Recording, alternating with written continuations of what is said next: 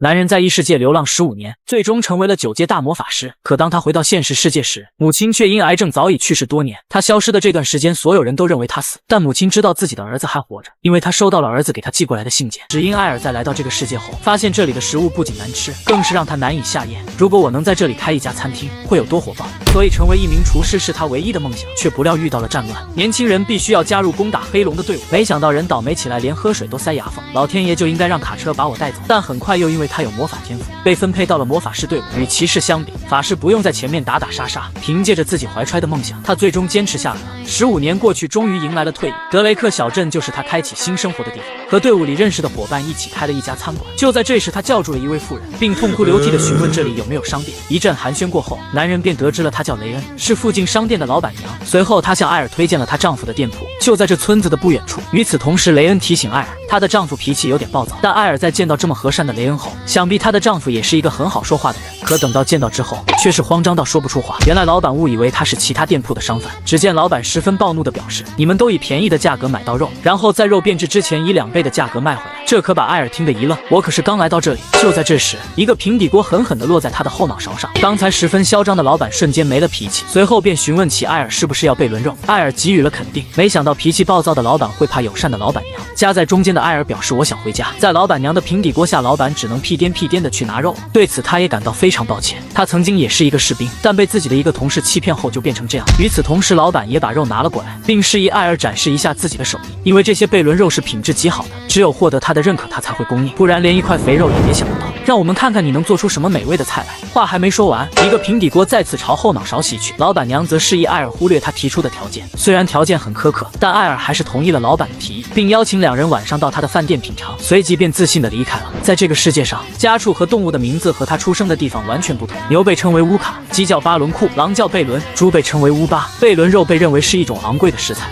最划算的肉类选择是猪肉，但这里的人却不懂得五花肉的美味。考虑到五花肉的品质，烘烤自然才是最美味的。在此之前，还需要将肉切开多道口子，以便腌得更加入味。在烘烤过程中，肉表面的水分会迅速蒸发，才能享受到更脆的口感。没想到一击可以秒杀魔物的招式竟拿来切肉，这是不是有点小题大做了？就在这时，门铃响起，是雷恩夫妇来了。艾尔随即让他们稍等片刻。雷恩正夸赞着他的饭店环境整洁，一旁的诺尔却忍不住吐槽几句。见此，雷恩默默掏出了平底锅，看来是锅底不够亮了。另一边，艾尔正在为烤肉做准备，烤盘加热后轻轻涂上一层油。由于五花肉的脂肪含量很高，所以要适量涂抹，以免粘在锅上。放肉的时候，先从带皮的那一面开始，否则当内部开始烹饪时，表皮可能会变干，使其难以均匀烧烤。美味的烹饪甚至通过声音增强食欲，猪肉滋滋作响的声音就是这样。煎炸猪皮，然后调一下火，让猪皮的侧面有一些颜色，再撒上盐后把肉彻底烤熟，以确保里面的温度均匀，然后把它切成方便食用的大小。接下来准备一份沙拉来搭配这顿饭。也许当地人不太熟悉这种只吃卷饼的方式，各种蔬菜和浓郁的调味料平衡了烤五花肉的丰富口感。诺尔先生似乎一丝不苟，所以最好避免不必要的添加。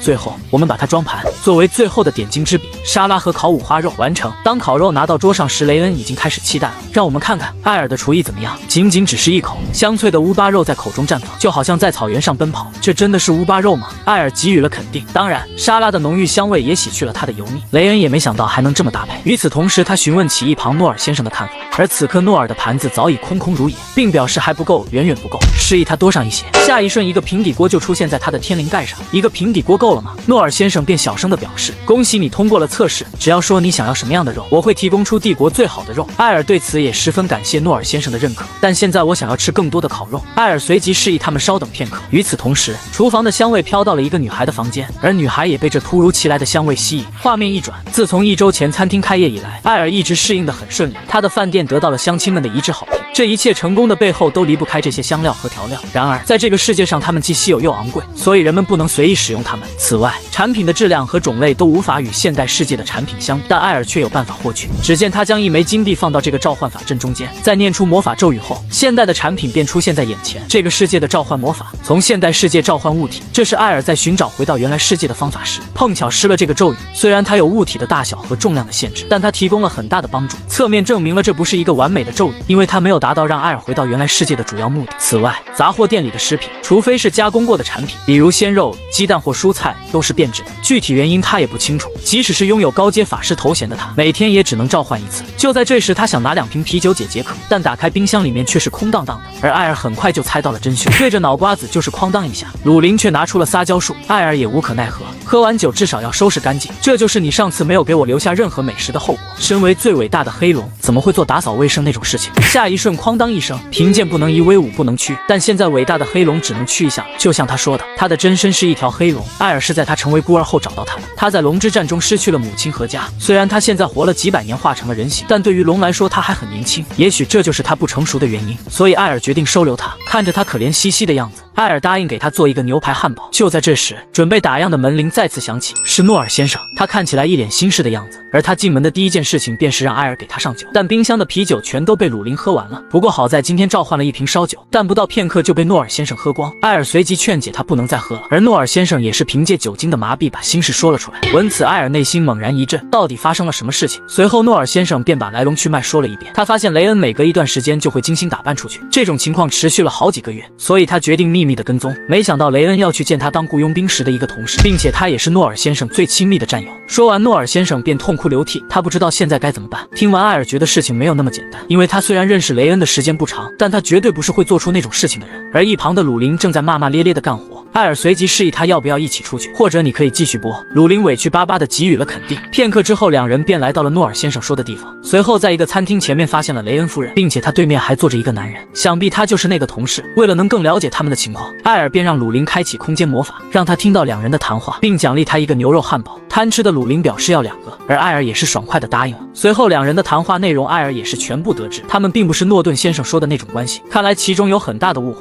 思考片刻，艾尔随后就出现在两人面前。诺尔先生误解了你们俩了。另一边的诺尔先生醉醺醺躺在桌上，随后两人也出现在餐店门口。见此，诺尔先生抓起拳头就朝战友袭去，可他却没有想要躲避的意思，但被艾尔的魔法屏障拦了下来。门特先生，让他打你问题是得不到解决的。如果你先告诉诺尔先生是门特先生在他开肉店的时候借给他钱的话，他会平静下来的。闻此，诺顿不可置信的样子，并停下了手中的动作。你们所有人先坐下来好好谈谈。考虑到诺尔先生喝了很多的酒，所以必须让他清醒过来。涮锅似乎是一个很完美的方案。与此同时，雷恩也是把所有的事情一五一十的说了出来。在诺尔先生被骗光所有的积蓄时，是门特先生借的店开店。如果是直接借钱，想到诺尔先生一定会拒绝，所以雷恩便谎称是一个堡主把钱追回来了。随后艾尔打断了两人，边吃边谈不是更好吗？贝尔肉涮火锅。在两人的简单尝试后，两人便回忆起了过去的生活。虽然已经过去10几年，但仿佛就在昨天。在艾尔的火锅助攻下，两人积攒多年的秘密全部说了出来，最后矛盾也得到了化解。可一旁的鲁林就不乐意了，说好的2个牛肉汉堡，艾尔只能尴尬的笑了笑，差点忘了。就在这时，门特先生叫住了他。门特先生希望能在这里接待一个重要的人物，以及他们佣兵团的聚会，而艾尔也是爽快的答应了。几天之后，艾尔也是想到了一份合适的菜单，这不是鸡，而是一种类似鸡的生物——巴伦库。在这个世界属于高端的食材，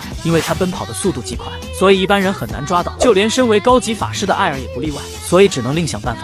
就在此前，他来到了诺尔先生的店铺。当听闻他要巴伦库肉，诺尔先生也是吓一跳，但诺尔先生告诉他，这种肉1年也不会有人卖一次，劝他打消念头。随后，艾尔打算使用激将法。你说你能弄到我想要的任何肉。自信的诺尔先生现在在哪里？于是诺尔先生给他指了一条明路。最近在柠檬森林发现了他们的身影，所以他来到柠檬森林。但是这个巴伦库实在是太难抓了。随后他打算交给鲁林试试。下一瞬，一股恐怖的威压覆盖了整个森林，伴随着鲁林释放龙泥，巴伦库顿时被强大的威压吓得无法动弹，以至于晕死过去。鲁林得意地表示，如果你不小心中招，也会跟这只巴伦库一样。片刻之后，两人回到饭店，鲁林也是如愿以偿的再次喝到啤酒。艾尔提醒他不要把酒都喝完了，因为接下来的美食与啤酒很搭配。画面一转来到晚上，此刻门特的佣兵团已经在此等候，众人都在期待着艾尔的美食。他也是把自己的小儿子米尔丁带了过来。前辈对这家餐厅好评如潮，我真的很期待，我希望他不辜负你的期望。随后一份金灿灿的炸鸡就摆在他们面前，想必大家都知道巴伦库，这就是用巴伦库肉做成的美食，这可把米尔丁吓一跳。传说中连职业猎人都抓不到的生物，就这样被做成了食物。艾尔随即示意他们趁热吃，因为那样吃起来才有味道。这也是他们第一次吃到巴伦库肉，只是简单的一口便被它的美味征服。香脆可口，外皮经过煎炸烹饪过程，变得金黄酥脆，每一口咬下去都能感受到那种香脆口感，令人难以抗拒。米尔丁更是一口吃2个。艾尔知道这次的食物看来很成功，但现在人数太多，他一个人忙不过来，所以他便示意鲁林一起帮忙。可鲁林似乎不太情愿。你现在要让一条高贵的龙为人类服务吗？这可把艾尔愣住。于是他他拿出了奥斯卡演技，语气一下子变化180度。如果你不喜欢就算了，我们在战争结束后一起开一家餐厅，然后我们一起经营它。我想感情是可以改变的，但现在我一个人很好，你现在可以回去了。这可把鲁林吓一跳。我现在马上干活。对于一条龙来说，简单的端啤酒应该没事吧？随后艾尔负责做美食，鲁林则负责端食物以及啤酒。就这样忙活了半天，最后也累到趴在桌上。终于结束了吗？而艾尔也是为他准备好了食物。累坏的鲁林大口地啃着炸鸡，对他做的美食很是满意。艾尔也没想到他会帮忙打扫卫生。难道你终于长大一点了吗？鲁林一下子就泛起了泡泡茶壶，缓缓倚靠在艾尔的肩上。因为这是一个餐厅，我们的餐厅。看着累坏的鲁林，艾尔也是非常开心。就在这时，一个陌生的气息正悄悄地靠近，鲁林顿时就察觉到一股熟悉的气息，随后慌张地躲在艾尔身后。伴随着大门被缓缓推开，艾尔也感到了不安。无论我什么时候去，人类的城市总是令人不快。好久不见，黑龙美迪达那长老。艾尔也知道他是为鲁林而来。原来就在此前，龙族之人抛弃了鲁林和他母亲，尽管艾尔将他带走，黑龙也没有阻拦。这也是当时黑龙族的承诺，但长老却耍起了无赖。承诺是有秩序的，讲究先后顺序。在黑龙族中，达到800岁就被认为是成年。当鲁林满800岁时，他也必须前往圣地。这是龙族的规矩，没有人能打破它。打破它就意味着战争。艾尔轻叹一声，既然如此，那就让我们开始吧。见此，长老直接开启了龙人形态。你可能比传闻中的厉害，但你太看不起我们了。一旁的鲁林也慌起来，并示意艾尔不要发动战争。闻此，艾尔也是顿时愣住。什么战争？我说的是打造一个龙穴。原来鲁林和长老都误解了他的意思。我们有1整年的时间，而现在我们应该有足够的财富，所以我们现在可以开始了。我们可以这样操作吧？黑龙长老。而黑龙长老也给予了肯定，当然，随即便离开了这里。我1年后再来。那么艾尔接下来的任务就是打造龙穴。宏伟的内部和令人眼花缭乱的宝藏是龙穴的象征。很明显，创建一个龙穴需要耗费大量的时间和资源。此刻艾尔却陷入了两难，客人们潮水般涌来，因为有传言说我们有巴伦库肉。虽然艾尔告诉他们不会再卖了，但还是忙得不可开交。不行，我需要一个减少客人数量的方法。于是他找到了诺尔先生，看着漫山遍野的巴伦库，诺尔先生也是感到不可思议，而他也不知道艾尔抓这么多巴伦库干嘛。对此，艾尔也做出了解释。接下来我会给你提供巴伦库，帝国里唯一一个卖巴伦库肉的地方。肯定能吸引很多顾客。让诺尔先生感到好奇的不是这些巴伦库，而是艾尔怎么把他们抓到这里的。即使是对格雷克城的顶级猎人来说，这也太过分了。在与诺尔先生讨论了条件后，他也是爽快地答应了合作。就在这时，诺尔先生好奇这些巴伦库怎么不会跑。只见艾尔在地上刻画了一道法阵，一个巨大的魔法屏障瞬间将整个山头覆盖。诺尔先生直接就看傻眼了，这根本不可能是一个学了几年魔法就能做出来的事情。这家伙难道是怪物吗？与此同时，艾尔也示意诺尔先生帮他保密。我和你一样是一个战后退休的餐馆老板。画面一转，来到几天后，餐厅正如艾尔的预期一样，甚至比他的预期还要好。这是不是有点好过头了？因为今天没有一位客人，但鲁林却是很开心，这样我们就有时间挖洞穴了。在此之前，我们需要找到一块合适的地方。随后，艾尔便带鲁林来到了餐厅那座山的山脚下。因为餐厅本身在城郊，所以附近的土地都是他的。鲁林对此也是非常满意，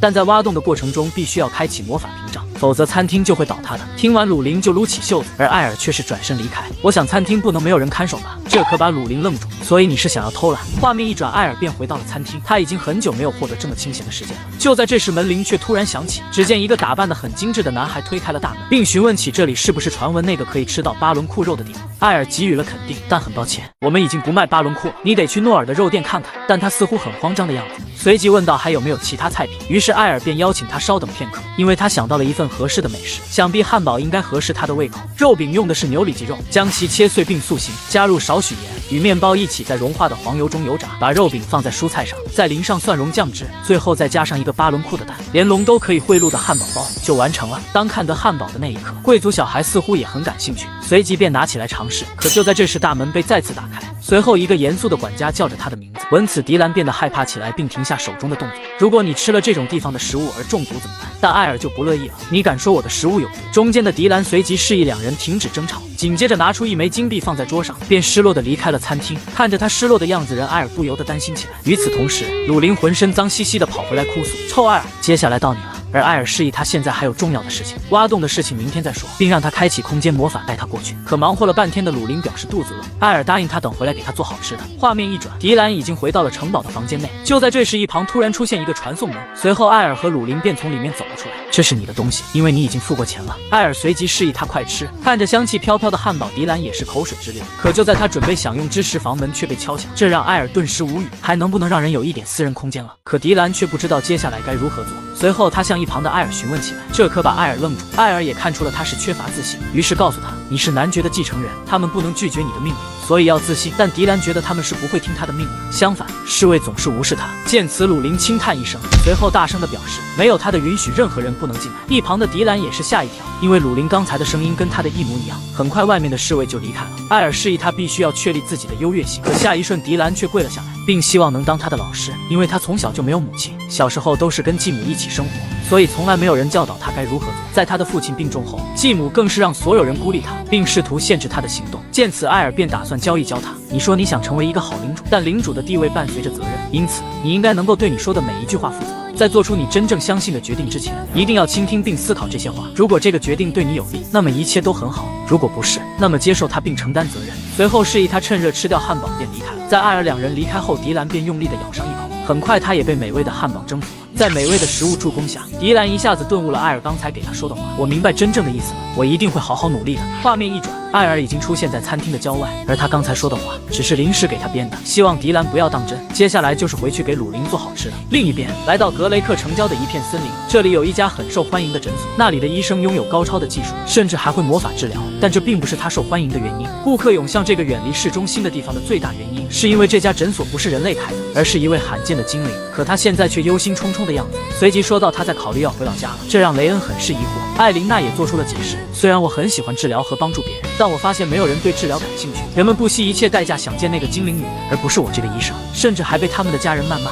这让艾琳娜不知道该如何是好，现在连坚持下去的动力都没有。你是不是也讨厌我？艾琳娜随即否定了他的看法，正因为有雷恩夫人这么好的人，我才能坚持下来。雷恩知道现在他找不到自己喜欢的东西才会这样，就像他一样。虽然诺尔晚上睡觉的呼噜声很大，但是他做事情确实非常可靠。而之前你是喜欢治愈病人的感觉对吗？艾琳娜给予了肯定。随后雷恩向他推荐了艾尔的餐厅，这让艾琳娜很是疑惑。我想你会喜欢的，因为艾尔的餐厅就是这样的地方。画面一转，只见艾尔正在挖着山洞，凑巧遇上了诺尔先生带他的侄子过来吃饭，而诺尔也是跟他说了会有一位精灵族的人过来。随后艾尔便赶回了餐厅，因为精灵是一个非常罕见的种族，一般不会出现在人类的城镇，所以不能怠慢了他。就在此前，精灵听取了雷恩夫人的建议，便来到了这里，但他却发现只有一个小女孩。随后询问起了是不是艾尔的餐厅，鲁林也是给予了肯定，而鲁林从她的气息中看出了她是精灵，所以精灵确实很漂亮，这让他不知所措。你看起来也很漂亮，比我年轻多了。就在这时，鲁林咧嘴一笑，你是说我很年轻吗？就我们种族而言，我还年轻，但我应该比你年长。下一瞬，一股恐怖的威压便从鲁林身上爆发。你怎么敢在我面前这么乱说话？吓得艾琳娜马上就跪下道歉。如果你做我的仆人，我就原谅你的无礼。这一幕刚好被回来的艾尔看见，见到艾尔，他开心的表示是在给餐厅找打工仔。就在他以为能受到表扬时，却不料只听到哐当一声，鲁林就变得头角峥嵘，这让一旁的艾琳娜变得非常疑惑。我现在是在做梦吗？他绝对是一条黑龙，这个世界连小孩子都知道，龙族是不能轻易招惹的存在，他们是行走的自然灾害，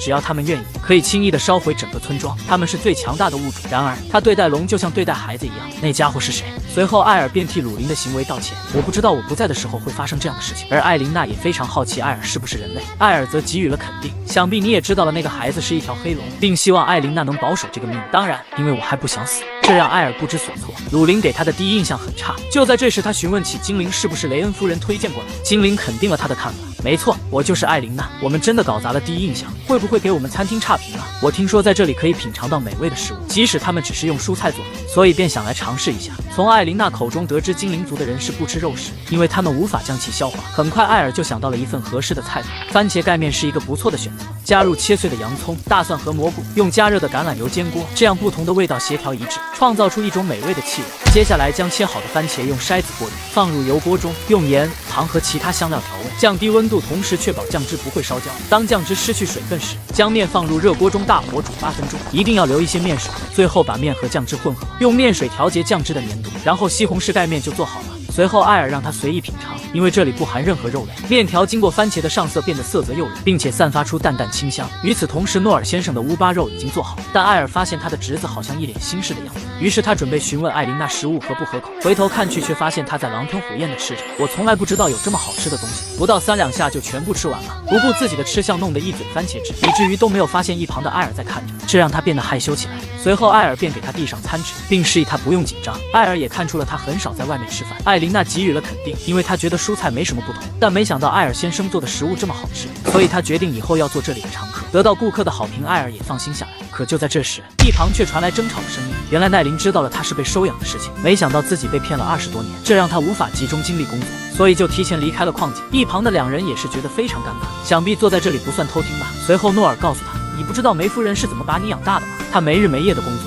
因为她想让你吃饱。尽管你的父亲在当雇佣兵时早早去世了，你不觉得你不是他亲生的孩子，他却做了这么多吗？奈林表示他知道，但他现在不敢回家，因为中午的时候他和母亲吵架了。闻此，诺尔先生十分生气，看到两人起冲突，艾尔便上前阻止。可就在这时，大门被再次推开，是雷恩夫人。她慌张地说道，让奈林赶紧去矿场，因为矿场发生了倒塌，而你的母亲被困在里面。闻此，奈林便转身奋力朝矿场跑去。与此同时，艾琳娜也希望能一同前往，因为他们可能需要治疗。艾尔也换上了法师袍。片刻之后，奈林在洞口处被拦了下来，因为洞口可能会有2次倒塌的危险。随后，艾尔便让他冷静下来，接下来的事情就交给他们。在艾尔的劝说下，负责人便同意了他的请求。画面一转，两人就出现在矿洞内。就在这时，头顶的岩石突然掉落，但被艾尔的魔法屏障拦了下来。艾琳娜没想到艾尔竟然还是一位魔法师，这让她感到非常好奇。比起这个，艾尔更想知道是什么让他以身犯险。很快，两人就来到了一个岔路口。仅仅是靠2个人是没有足够的时间，所以艾尔打算使用魔法探查。在灵魂的指引下，很快就发现了幸存者。经过艾琳娜的检查后，发现腿部的伤势比较严重。最后，在她的魔法治疗之下，伤势很快就恢复。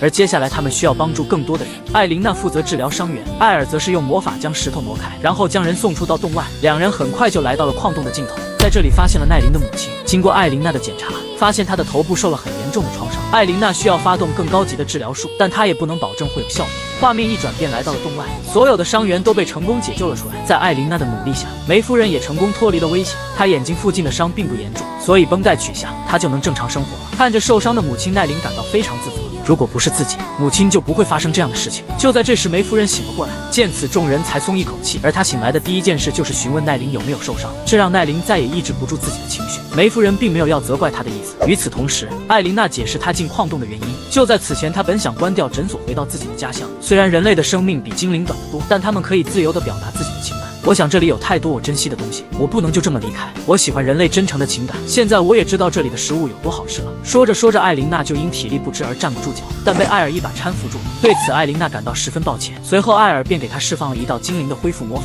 一瞬间，她就感觉身体变得轻盈许多。这是她在队伍时一个精灵族的人教她的，她的名字叫贝登。这让艾琳娜非常震惊，因为贝登是他们精灵族的大英雄，而她对艾尔的身份更加感兴趣了。另一边，被罚的鲁林还在骂骂咧咧地刨着山洞。就在这时，一股泉水突然打在他的脸上，难道挖出喷泉了吗？为了确定他的位置，于是鲁林就开始向下挖，这让艾尔很是生气，因为这是一个极其危险的行为。尽管鲁林向下挖得很深，但水的源头连艾尔的魔法也无法探查。现在洞内的空间已经被扩大，所以必须要有东西支撑，确保上方不会坍塌。艾尔随即开始吟唱魔法，很快一个高阶的8级魔法便被凝聚出来，而鲁林则示意他要小心，因为8阶魔法控制不好，肯定会把山顶轰飞。那是当然。伴随着艾尔将魔法支出，产生的能量瞬间把整个洞穴都点亮。片刻之后，一个巨大的护盾就将山顶支起。与此同时，刚才消失的地下水也有了动静，下一瞬便从地下喷涌而出。看着泉水带有水蒸气，艾尔知道了这应该是温泉，想必是刚才的魔法让他变得活跃了。见此，鲁林打算清洗一下身上的污渍，可艾尔还没来得及提醒，他就冲了过去，不料一下子就被烫红了脸。随后，艾尔示意他以后不能这么鲁莽了，而鲁林却生起了闷气，我怎么知道是热的？紧接着，艾尔用隔绝魔法将水分离出来，因为在水没有流动之后，污垢会自然沉降，护盾里就能获得干净的热水。就这样，一个简易的温泉就做好了。随后，艾尔将鲁林抱起，一把便丢到了温泉里。没反应过来的鲁林还以为他要吃黑龙火锅，艾尔示意他过一会就好了，于是自己也泡进了温泉里。就在这时，鲁林询问起了他中午去了哪里。在得知了是跟精灵去救人之后，他非常生气。艾尔解释到，受伤的人需要医生，因为他不擅长治疗魔法。生气的鲁林表示他讨厌所有的种族，也包括精灵，除了艾尔我谁都看不起。闻此，艾尔便打算教他一下做人的道理。于是他用魔法阵烧起了开水，再将水倒入杯中，然后拿出了一盒咖啡，并让他尝试一下。而鲁林也好奇这黑乎乎的东西是什么。艾尔解释道，这是一种名叫可可豆做出的粉末。随后他简单的尝试了一口，鲁林没想到还有又苦又甜的食物。原来艾尔在里面加了些许的糖，它看起来像一种简单的粉末，但它需要经过大量的种植、发酵、烘焙、压榨等过程才能制成。很多人努力工作，我们才能品尝到它，就像坍塌的矿洞一样。虽然我有能力炸毁山脉，但即便如此，我也救不了一个受伤的人。没有诺尔先生，我连餐厅的食材都弄不到。即使我用魔法在这里创造了一个大空间，我最终还是要让矮人建一个巢穴。种族能力和个性可能存在差异，但我们不应该因为这些而排斥所有人。即使是龙，也不能独自自征服世界。闻此，鲁林便思考起来，他明白艾尔的意思，但我会把你和其他人区别对待。另一边，文特先生的佣兵团正与一伙盗贼激战，在战斗中，双方都挤到了悬崖边上。就在这时，门特注意到米尔丁有危险，但好在他及时击杀了强盗。可就在这时，盗贼首领抓住了间隙，从背后偷袭。所幸门特反应迅速，躲避了攻击，随即一拳将首领击飞，却不料首领选择同归于尽，一把抓住了门特，两人就这样掉下了悬崖。画面一转，艾尔的餐厅今天打算不营业，因为他打算给咖啡加一点牛奶，所以他要建一个牧场，这样就能有一个稳定的供应。在建好之后，他们就要去抓可以产奶的动物。艾尔也了解到了乌卡的具体位置，位于维林特河的上游地区。紧接着，他示意鲁林用传送魔法带他过去。闻此，鲁林也是一愣，因为他目前的传送魔法只能去到他见过的地方，而上一次能去伯爵府是他追踪了迪兰的气息。艾尔则表示不用担心，我会告诉你方向和距离，你就凭感觉走吧。尽管鲁林不情愿，但还是开启了魔法，因为他也不确定位置是否正确。画面一转，两人很快来到一个湖的上空，而地下正是乌卡的栖息地。艾尔很庆幸这次来对了地方，鲁林也给予了肯定，但是能不能看看我们现在的处境？这时艾尔才想起鲁林是一条黑龙，龙怎么会害怕天空呢？打开你的翅膀就好了。而鲁林却不愿开启黑龙形态，见此艾尔只能释放悬浮魔法。他不知道为什么鲁林总是讨厌龙形态，似乎他内心埋藏着很大的秘密，但艾尔也没有刻意的询问。很快两人就平安的落到了地面。鲁林表示这是他第一次见过这么大的湖泊，艾尔随即解释道这是海洋，他没见过也是正常的，因为他以前一直在山洞，所以艾尔决定抓完乌卡就带他到海洋里玩一回。闻此，鲁林变得兴奋起来，并示意艾尔要抓多少只。他随即表示要来一场比赛，输的人要回去洗碗。另一边，餐厅的门口正有3人等候，没想到从中午等到了下午也没见到艾尔回来。他们虽然都是胃口不一，但大家都有自己心心念念的食物，他们也是下定决心要吃到艾尔做的美食。与此同时，牧场的位置开启了一道传送门，只见鲁林和艾尔湿漉漉的走了出来，并且后面还跟了一群温顺的乌卡。这一切都是鲁林的功劳，因为黑龙的血脉可以压制很多动物，而接下来只需要搭建一个供他们睡觉的地方，牧场就算完成了。当艾尔回到餐厅时，也是顿时愣住，只见3个人准备饿死在他的饭店门口。艾尔也没想到他们会一直等他回来。片刻之后，诺尔先生大口地吃着五花肉，再次吃到美味的食物，几人才心满意足。如果今天吃不到，想必餐厅一旁会多3个坟墓。而我们的打工仔鲁林再次做起了洗碗匠。就在这时，诺尔先生询问起了艾尔建牧场的事情，想必这么大的牧场需要一个帮手才行吧。艾尔肯定了诺尔先生的看法，因为需要有人一直盯着草地，以及给他们喂食，所以他打算准备弄一场面试。闻此，诺尔先生也来了兴趣，并示意艾尔不用担心，接下来的事情就交给我们。艾琳娜能看出一个人内心的意图，迪兰学会如何找到值得信赖的人。作为回报，你必须要给我们做一份好吃的。画面一转，来到第2天，艾尔准备了一份牧场的招聘信息，不到半天，餐厅就排满了前来面试的人。很快就迎来了第1场面试。第一个进场的是一个年轻人，但是诺尔先生看到他没有一点活力，马上就 pass 掉了。第2个进场的是一个帅气的小伙，而他的表现给诺尔留下了很好的印象。就在这时，他注意到一旁的艾琳娜，没想到这里还有一个精灵，随后满脑子都是不好的想法。艾琳娜随即就表示失败。当诺尔先生得知他的想法后，也十分生气。随后来了一个有着管理草场30年经验的大叔，他承诺可以把养殖场变成城镇最好的草场。闻此，迪兰对他发起了考验，你对乌卡今后的发展有什么规划，以及生产奶制品销售的激励措施，还有关于如何处理疾病和受伤的情况。这可把男人听得一愣一愣的，还没等3人宣布结果就自己离开了。一个农场要求这么多，想必你们是疯了。而鲁林也没想到找一个工人会这么难。很快又到了下一场面试，失败，你就是刚才在我的肉铺里想打架的人。他用奇怪的眼神看着我，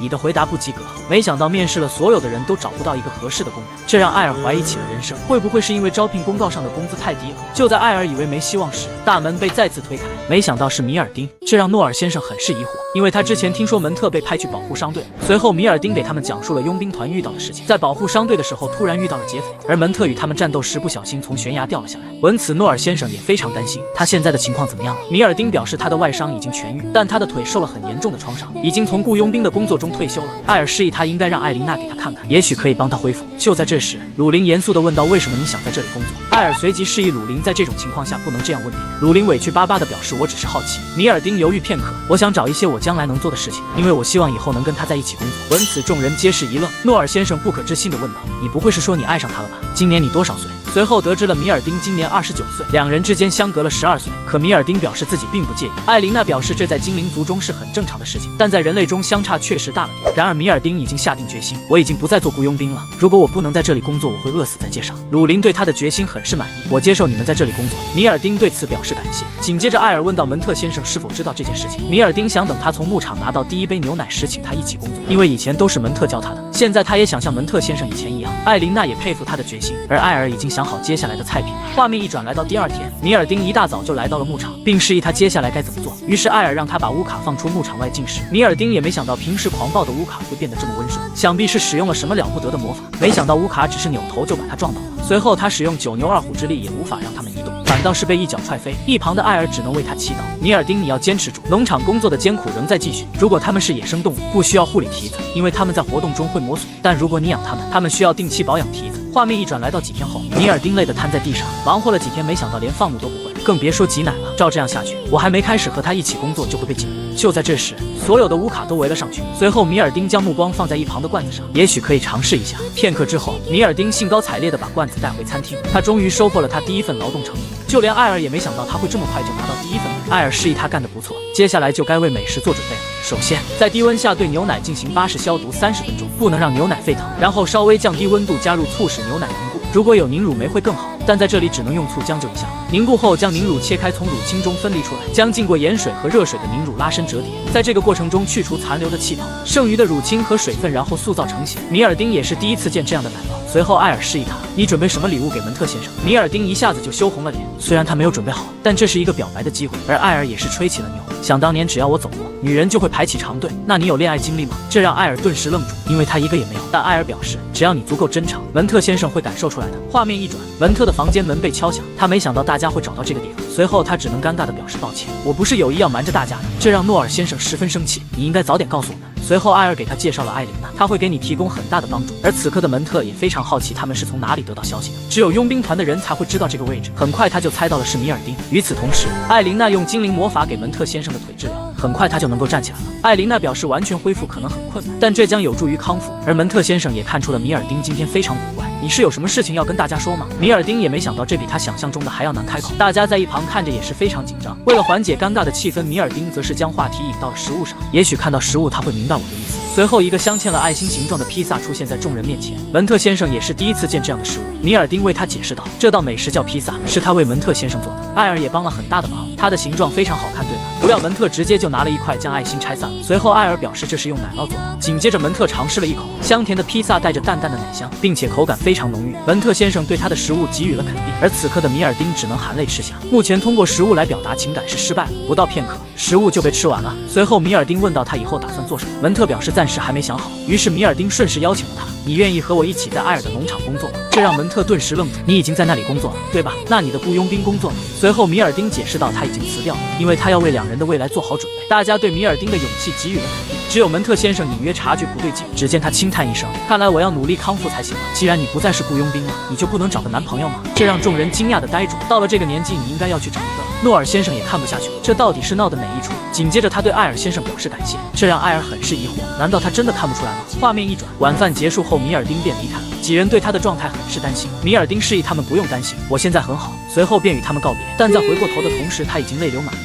诺尔先生也非常疑惑，他怎么会不明白？艾琳娜示意两人，他明白米尔丁的意思，从他的眼睛就可以看出来了。与此同时，文特先生一个人坐在客厅，他也不知道该如何是好。画面一转，此刻的迪兰正紧张地询问他父亲的情况，但管家告诉他伯爵的身体状况不好，所以作为继承人，迪兰必须要自己面对。伴随着大门缓缓打开，迪兰还是鼓起勇气走了进去。见此，皇子便向其微笑的问候，他也是给予了皇子最崇高的敬意。随后，皇子得知了伯爵因为卧病在床不能出来迎接，他也表示非常遗憾。但一旁的希尔哥就不乐意了，既然如此，那就意味着该换城主了，并让迪兰加入他的阵营。迪兰的心一下子就提到了嗓子眼，这些问题他目前还没有办法回答。闻此，希尔哥话锋一转，因为大规模的防洪计划和边境王国的内战，我们将打算提高德雷克城市的税费。当然，如果你接受我之前的提议，情况可能会有所不同。这个问题也很难回答吗？面对伯爵的步步紧逼，迪兰随即大声地表示他准备了一个晚宴，到时候再给你答复。闻此，皇子一下子就来了兴趣，你觉得你能满足一个在皇宫吃过饭的人吗？迪兰给予了肯定。当然，因为德雷克市有一家很棒的餐厅。另一边，现在又到了午餐时间，闻此，米尔丁便放下手中的牛粮，而今天的午餐是蛋炒饭。此刻的鲁林已经等不及了，但他却没有动勺子，因为他感觉自己的分量变少了。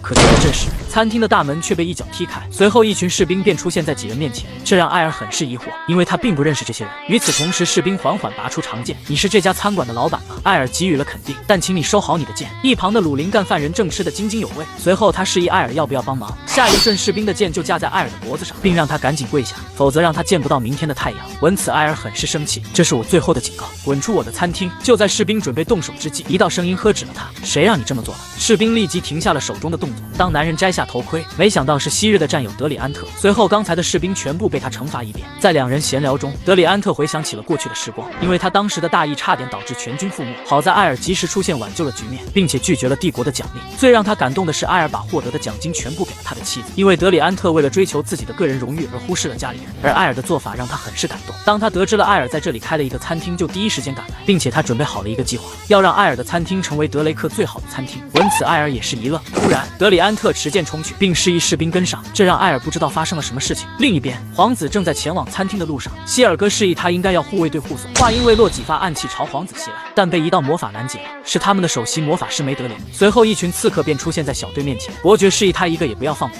就在这时，梅德林缓缓摘下帽子，这让刺客感觉到了一丝不安，但他们的头子示意他们计划继续。下一秒，他们便朝梅德林袭去，而女人抬手就是一个高阶魔法，顷刻间眼前的地面被翻了个底朝天。与此同时，皇子感叹起来：梅德林是帝国最厉害的7阶法师，有他在，我连龙也不怕。梅德林随即表示皇子过誉了。迪兰见此也感到不可思议，看来那些传说都是真的，唯一一个能凭借自己的力量对付整支军队的7级大法师。另一边，此刻的艾尔正用魔法将德里安特束缚起来。原来他有一个坏毛病，一旦他兴奋起来，就会头也不回地跑掉。就在这，艾尔询问他对其他餐厅使用了什么方法，随后得知了德里安特走遍了附近所有的餐厅，并告诉他们饭菜有虫子，这可把艾尔愣住。这很有创意，但这不是我想让你做的。德里安特为此感到十分抱歉。与此同时，一阵马蹄声传来，士兵们马上变得严肃起来。德里安特见此也做出了行动。皇子没想到德里安特也在这里，他也是做出了解释：我听说这里有一家不错的餐厅，所以就想尝试一下。皇子示意他不用这么拘谨，因为他也不是一个人来的。紧接着，皇子便向艾尔打起了招呼：你是这家餐馆的老板吗？艾尔给予了肯定，欢迎各位的光临。而艾尔也很好奇一个皇子为什么来到德雷克城市。与此同时，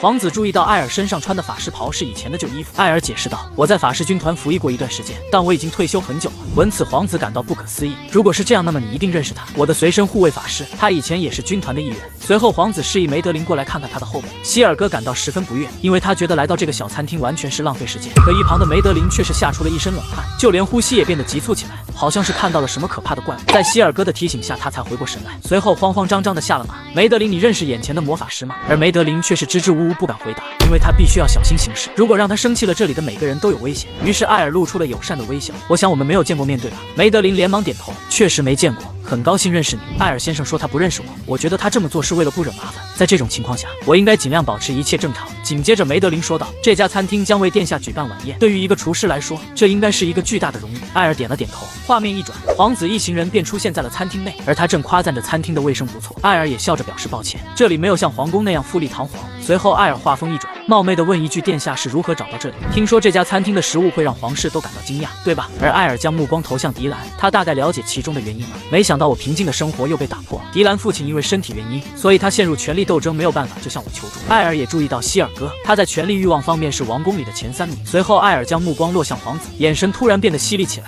我不能就这样算了。此刻的皇子正讨论着餐厅，我们千里迢迢来到这里，所以你不应该对他有信心吗？随即便提了一个赌约，如果在餐厅里没有让他叫绝的美食，迪兰就需要绕着德雷克城市裸奔一圈。闻此，迪兰顿时一惊，艾尔示意他不用担心，接下来的美食一定会让你大吃一惊的，所以你是同意了我们的赌约。一道让皇子大吃一惊的菜，有可能吗？他可能已经尝遍了帝国的每道菜，但艾尔有了自己的主意。随后第一份开胃菜羊肉炖蘑菇就做好了，皇子对此也很是期待，用一道菜给这样的人一个惊喜，这可不是件容易的事。在皇子细细品尝之后，他给予了很高的评价，但并不能用吃惊形容，因为他在宫里尝过很多次了。希尔哥也同意皇子的看法，而此刻的艾尔没有一丝慌张。让我们听听其他人的意见。此刻梅德林正颤抖地将蘑菇汤打开，里面的蘑菇呈现出一行文字，请给我一个热烈的答复。这可把他吓得一哆嗦，这不是世界级难题吗？而他只能硬着头皮上了。随后梅德林拿出了他为数不多的演技，这汤真好喝了，从没有尝过这么美味的蘑菇汤，我觉得胃里好像长了蘑菇。这可把几人看的表情都萎缩了。现在是什么情况？网友点评，演技有了，但真的不多。梅德林异常的表现让皇子感到非常诧异，真的有那么好喝吗？于是他打算再品尝一次，这让迪兰也感到非常好奇。虽然这份羊汤味道确实不错，但是他觉得得梅德林并不是因为这份汤才做出过度的反应。住在宫中的法师不可能没尝过这道羊肉蘑菇汤，谁能强迫一个7级法师做点什么？随后迪兰将目标缓缓看向后面，而此刻的艾尔已经笑出了结的声音。与此同时，皇子再次尝试后也没有发现不一样的地方，这和皇宫里的味道差不多。一旁的希尔哥随即表示：“我从没想到你会这么喜欢羊肉蘑菇汤。当我们回到皇宫时，我会把它列入你的饮食。”闻此，梅德林吓得一哆嗦，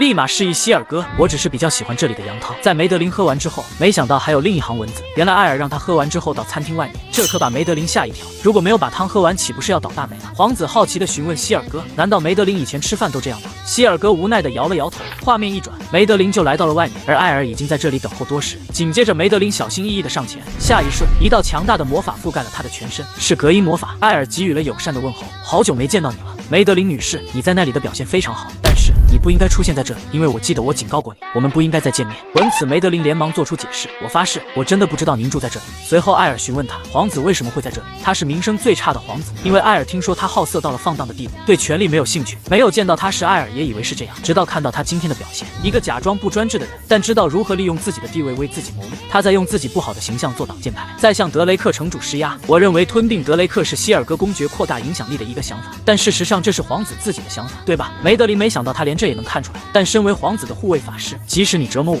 我也不能告诉你那么多。就在这时，一道声音打断了他：“是吗？就算我们严刑拷打你，你也不肯说出来，让我来看看是不是真的。”见到鲁林的那一刻，梅德林腿都软了。现在崩溃的他只有一个想法，那就是回家。片刻之后，当几人看到梅德林时，感到非常诧异，因为他的脸色非常惨白。而此刻，皇子最关心的还是和迪兰的赌约问题。如果拿不出让他大吃一惊的食物，那么就是他赢了。让我感到吃惊的食物，这是不可能的，因为我今天没有惊喜的心情。面对皇子的嘲讽，迪兰只能选择沉默。随后，皇子突然变得严肃起来：“你又不笨，你知道这意味着什么，对吧？就算是你父亲爬起来给我做法，我也不会感到意外，除非你能给出我想要的答案。”在皇子的压迫之下，迪兰并没有选择屈服。伯爵是一个有责任的职位，我有权利让百姓们做出自己的选择，我能忍受自己的耻辱。最重要的是，我相信这家餐厅，如果我输了，我就在城市裸奔一圈。画面一转，来到傍晚，今天的美食终于做好了。紧接着，皇子示意艾尔，这道菜有很多利害关系，你看起来很有信心。艾尔笑了笑，给予了肯定。当然，待艾尔揭开盖子，一个黑乎乎的泥团出现在众人面前，这让希尔哥很是疑惑。难道我们今天要吃这个？艾尔拿出锤子否定了他的看法。伴随着艾尔敲打泥团，里面的叶子随之显现出来，随后一只香喷喷的巴伦库映入眼帘。皇子也好奇艾尔是怎么做到的。艾尔解释道：“这道菜从外面看起来就像一坨不起眼的泥，如果陌生人看到它，他们会问这是什么菜。这是因为它本身就是一个惊喜元素，并且他们也无法猜到里面的食物。”而皇子也听出了艾尔的话里有话：“你到底想说什么？”艾尔看着手上的泥块，表示没什么，这只是一道普通的菜品，其深刻含义是大规模驱逐中央贵族以加强王权。这有点像王子殿下扮演一个混混。闻此，希尔哥手里的餐具径直掉落，梅德林只能低着头不敢出声。当然，我不应该戳这道菜而泄露秘密，对吗？我们的皇子殿下。原来艾尔通过皇子的言行举止，就推断出他之前的人设是伪装的。因为与龙的战争，帝国失去了对城市的控制，皇帝只在少数几个城市巩固了自己的权力。在贵族崛起的背景下，皇子必须想办法生存下去。闻此，皇子顿时一惊：“你把自己表现得人畜无害的样子，对政权一点兴趣也没有。”而一旁的希尔哥公爵也黑着脸：“你知道你在说什么吗？”但艾尔并没有对其理会。皇子殿下的行为其实都是演戏，为了夺回失去的王位，秘密的集结军队准备反击贵族。如果这种情况蔓延开来，会发生什么？他将被撤除皇子的位置。希尔哥立马打断了他，并让德里安特上前将其控制。我要让这家餐厅将不复存在。这让德里安特不知所措。艾尔这家伙到底做了什么？紧接着，希尔哥威胁他，想必没有舌头的人不会说话。艾尔笑了笑：“你觉得摆脱我就可以了吗？”看德里安特没有动手，他立即叫梅德林把艾尔绑起来。这可把梅德林吓得一哆嗦。大人，我不能那样做。而希尔哥也不清楚是怎么回事，他们两人看起来很害怕的样子。不服气的他想让士兵立即动手，但皇子好像察觉到了什么，随即在一旁狼吞虎咽地吃起巴伦库，完全没有了皇子的形象。这可把几人看得一愣，发生了什么事情？而此刻的皇子吃得津津有味，并不断夸赞着好吃。你们也赶紧尝试一下吧。但此刻的希尔哥却不肯坐下。见此，皇子大发雷霆，拳头狠狠地打在桌上，立马给我坐下。而这也是希尔哥第一次看到皇子这么生气，虽然他不知道发生了什么，但还是和皇子品尝着美食。紧接着，皇子便询问他味道如何。难道你没有感到吃惊吗？希尔哥听懂了皇子的言外之意，随即给予了肯定。当然，看来这次结论已经出来了。如果我说我对如此美味的菜肴不感到惊讶，那我就是在撒谎。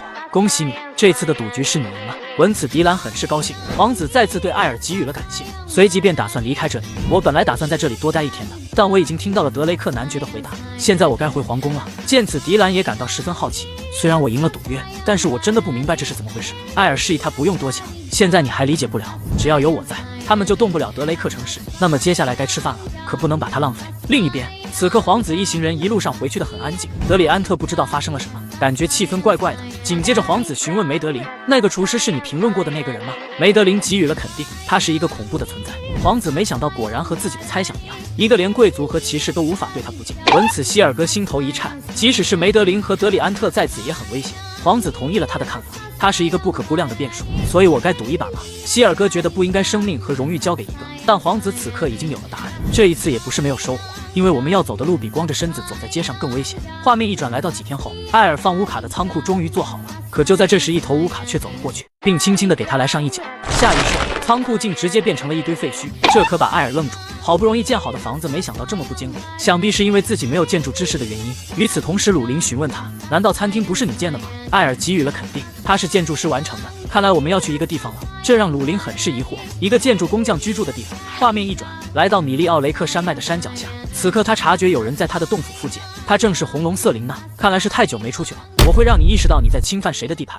就在此前，埃尔和鲁林因为修建仓库的事情，踏上了前往寻找矮人工匠的旅途。而鲁林也好奇，难道不能找一个人类工匠吗？埃尔摇了摇头，我们需要建一间坚固的仓库，在建造方面没有人可以媲美矮人。随后两人很快就来到了一个洞口，可让埃尔没想到的是，和之前来的时候天差地别，为什么会变得如此破败凋零，并且连入口的守卫都不见了？就在这时，埃尔内心猛然一震，因为他发现了地上全都是士兵的骸骨，看来是有人比他们先到达这里。该死的，究竟是谁？而此刻在洞穴里面的瑟琳娜也察觉到有人靠近她的领地，我会让你意识到你踩的是谁的地盘。对外来者的到来，他很是开心，因为他已经无聊了很久。就在他起身前往时，却不小心踩到了地上的皇冠，疼痛感顿时袭遍全身，这该死玩意儿！随后他一个顺身来到洞口前，我以为会是多强大的族人，没想到还只是一个小孩，这不是很令人失望吗？此刻瑟琳娜还在嘲讽生气的埃尔，一个小小的人类也敢踏足我的领地。与此同时，埃尔询问矮人的事情是不是他干的。面对埃尔的询问，让他顿时愣住，你起码要尊重一下伟大的龙族。下一瞬，他就对埃尔吐出了一道龙炎。见状，鲁林示意埃尔赶紧躲开，因为人类的魔法对他无效。可埃尔并没有要躲闪的意思，他眼神中充满了凌锐的杀气，开启了一道普通的9阶魔法。一瞬间，所有的龙炎全部被屏障吸走，这可把瑟琳娜顿时愣住，这是什么情况？紧接着，埃尔抬手间就释放了一道魔法攻击，体型巨大的红龙被击退了数米，并且把他坚硬无比的鳞片击穿了。这家伙真的是人类吗？很快他就想到了是那个人，凭一己之力击杀了所有红龙的男人。但是你怎么会和一条黑龙在一起？埃尔轻叹一声，先回答我刚才的问题。眼看埃尔再次释放魔法，瑟琳娜连忙求饶，不是我干的，我来的时候就已经这样了。原来在瑟琳娜到来之前，这里已经是一副破败的景象，因此他没有收到任何的贡品。眼看埃尔不相信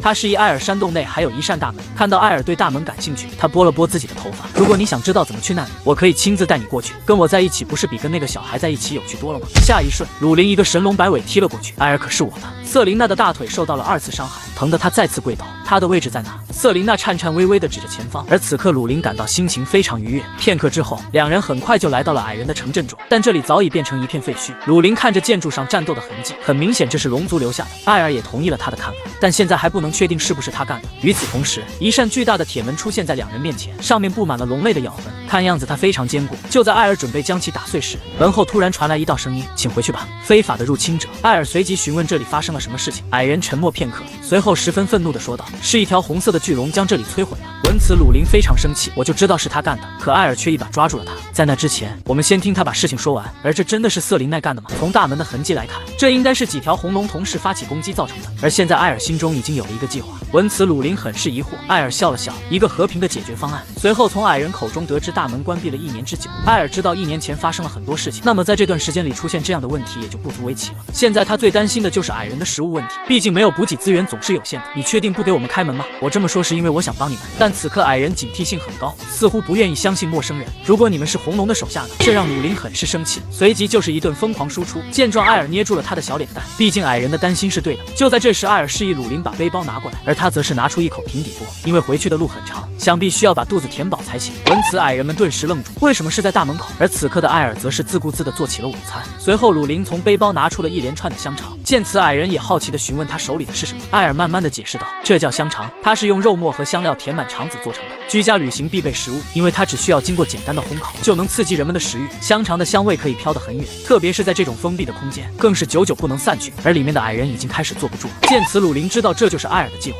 随后，埃尔示意里面的矮人这些东西本就是带来给你们的礼物，但考虑到目前的情况，我只是想了解矮人到底发生了什么事情。这个要求很难吗？眼看矮人还在犹豫，艾尔果断地收起了香肠，随后从袋里拿出了一罐啤酒。其实很遗憾，因为我用盐腌了这些香肠，想让他们尽可能长时间保存。我想它和啤酒应该很配。想必此刻矮人已经被自己的口水淹没。与此同时，封闭了1年的大门缓缓打开，艾尔嘴角微微上扬，实在抱歉，我也是迫不得已才出此下策。看着锅里滋滋作响的香肠，矮人的口水忍不住直流。看他们的反应，艾尔知道他们现在食物也已经严重稀缺了。艾尔笑了笑，你们已经饿坏了，但是也要小心食物烫伤。仅仅只是尝试了一口，矮人感觉自己终于活过来了。谁知道我们还能再吃这样的食物？虽然空腹不能马上喝啤酒，但是矮人对酒精有很高的耐性，这点度数对他们没有任何影响。随后艾尔注意到一旁的矮人，你认识古尔特扎尔吗？闻此，矮人顿时一惊，你怎么会知道这个名字？原来艾尔与他是朋友，而这些香肠就是给他的礼物。片刻之后，艾尔就来到了矮人的山洞内，经过他的观察，发现这里大概居住了20-30户矮人。他们是怎么变成这样的？很快，艾尔就来到了尽头。在士兵通报之后，门帘里传来一道很虚弱的声音：“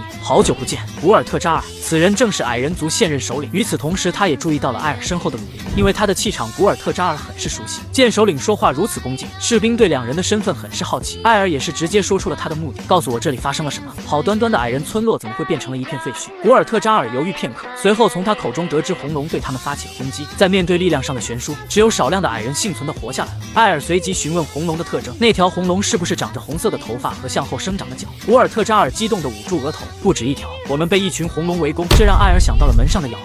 看来都是真的，但是这根本说不通。自傲的红龙怎么会相互合作？除非是某种原因让他们失控了。随后艾尔便猜测到这里有一些特别的东西，这让士兵内心猛然一震。古尔特扎尔捋了捋自己的胡子，便打开了桌底下的按钮。片刻之后，一道暗门赫然出现。古尔特扎尔讲述了他们矮人的历史。事实上，他们已经被红龙攻击了很多次，能够躲避灭绝都是因为这个一具古老的龙骸骨，而他是矮人的守护者。当艾尔见到骸骨时，也是感到不可思议，因为从他的体型判断，这条龙至少有5000多岁了。而他正是最古老的龙之一库拉德。在这个本质精华交给矮人保管后便离去。他之所以把本质隐藏在这个坚硬无比的洞里，是因为这个本质可以诞生一个新的龙王，让其他龙服从的龙王。如果这些巨龙团结一致，在一个指挥官的指挥下共同行动，那么就没有任何一个王国或强大的战士能够阻止他们。而鲁林却对这颗本质感到无比熟悉，因为他在小时候见过跟他类似的，正是在他妈妈那里。最后他妈妈被龙族的长老软禁起来，那时候他还不懂这是意味着什么，直到他看到这一生最不想看到的画面。每当想起这些，鲁林都会泪流满面。见此，艾尔便上前安慰他，因为他不会让任何人伤害鲁林。古尔特扎尔对此感到十分抱歉，让你想起一些不好的东西，但这些本质精华往往都是被悲伤和痛苦包围。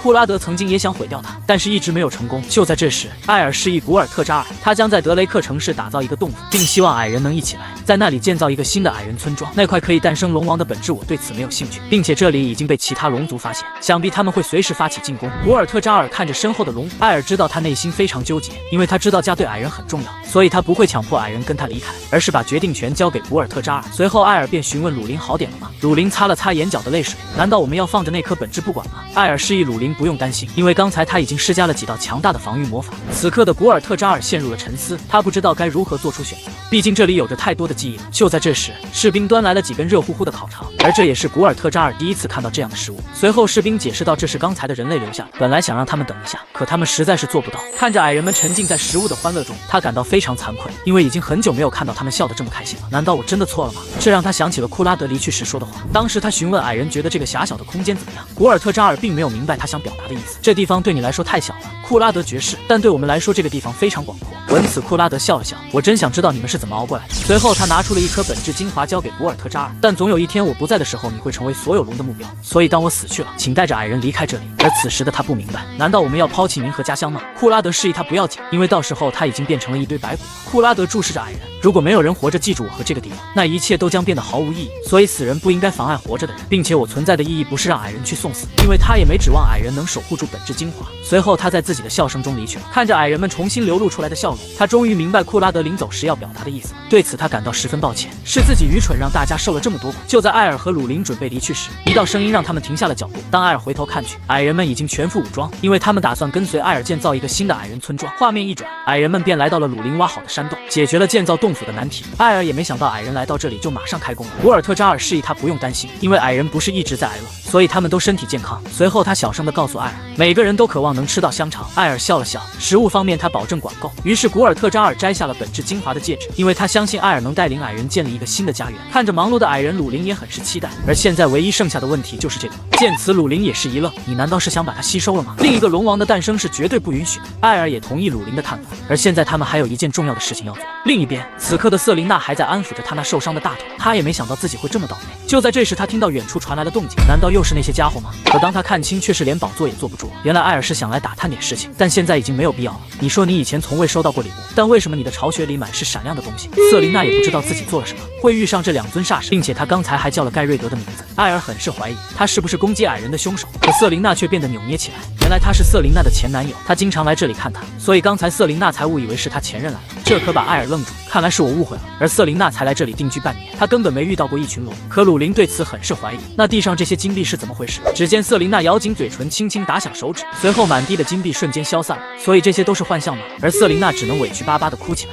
如果你们还不开心，就把所有的东西都拿走吧。画面一转，两人便回到了餐厅中，而他们对袭击矮人的事情一无所获。想必这的确与瑟琳娜无关，但好在艾尔还有这个本质水晶，看来他与龙族的计划有关。与此同时，他们的门铃突然响起，原来是门特先生和艾琳娜。这时艾尔也注意到了门特先生的拐杖不见了，门特先生给予了肯定，这多亏了艾琳娜的帮助。紧接着艾尔询问起他诊所的情况，是否还是和以前一样。艾琳娜变得很是开心，因为她得到了奈林的帮助，并且还有许多矿工帮她把守，所以很多人都不敢装病捣乱了。艾尔知道其中肯定有雷恩夫人的参与，可就在这时，艾琳那被突然出现的矮人吓一跳，他也没想到会在这里见到矮人。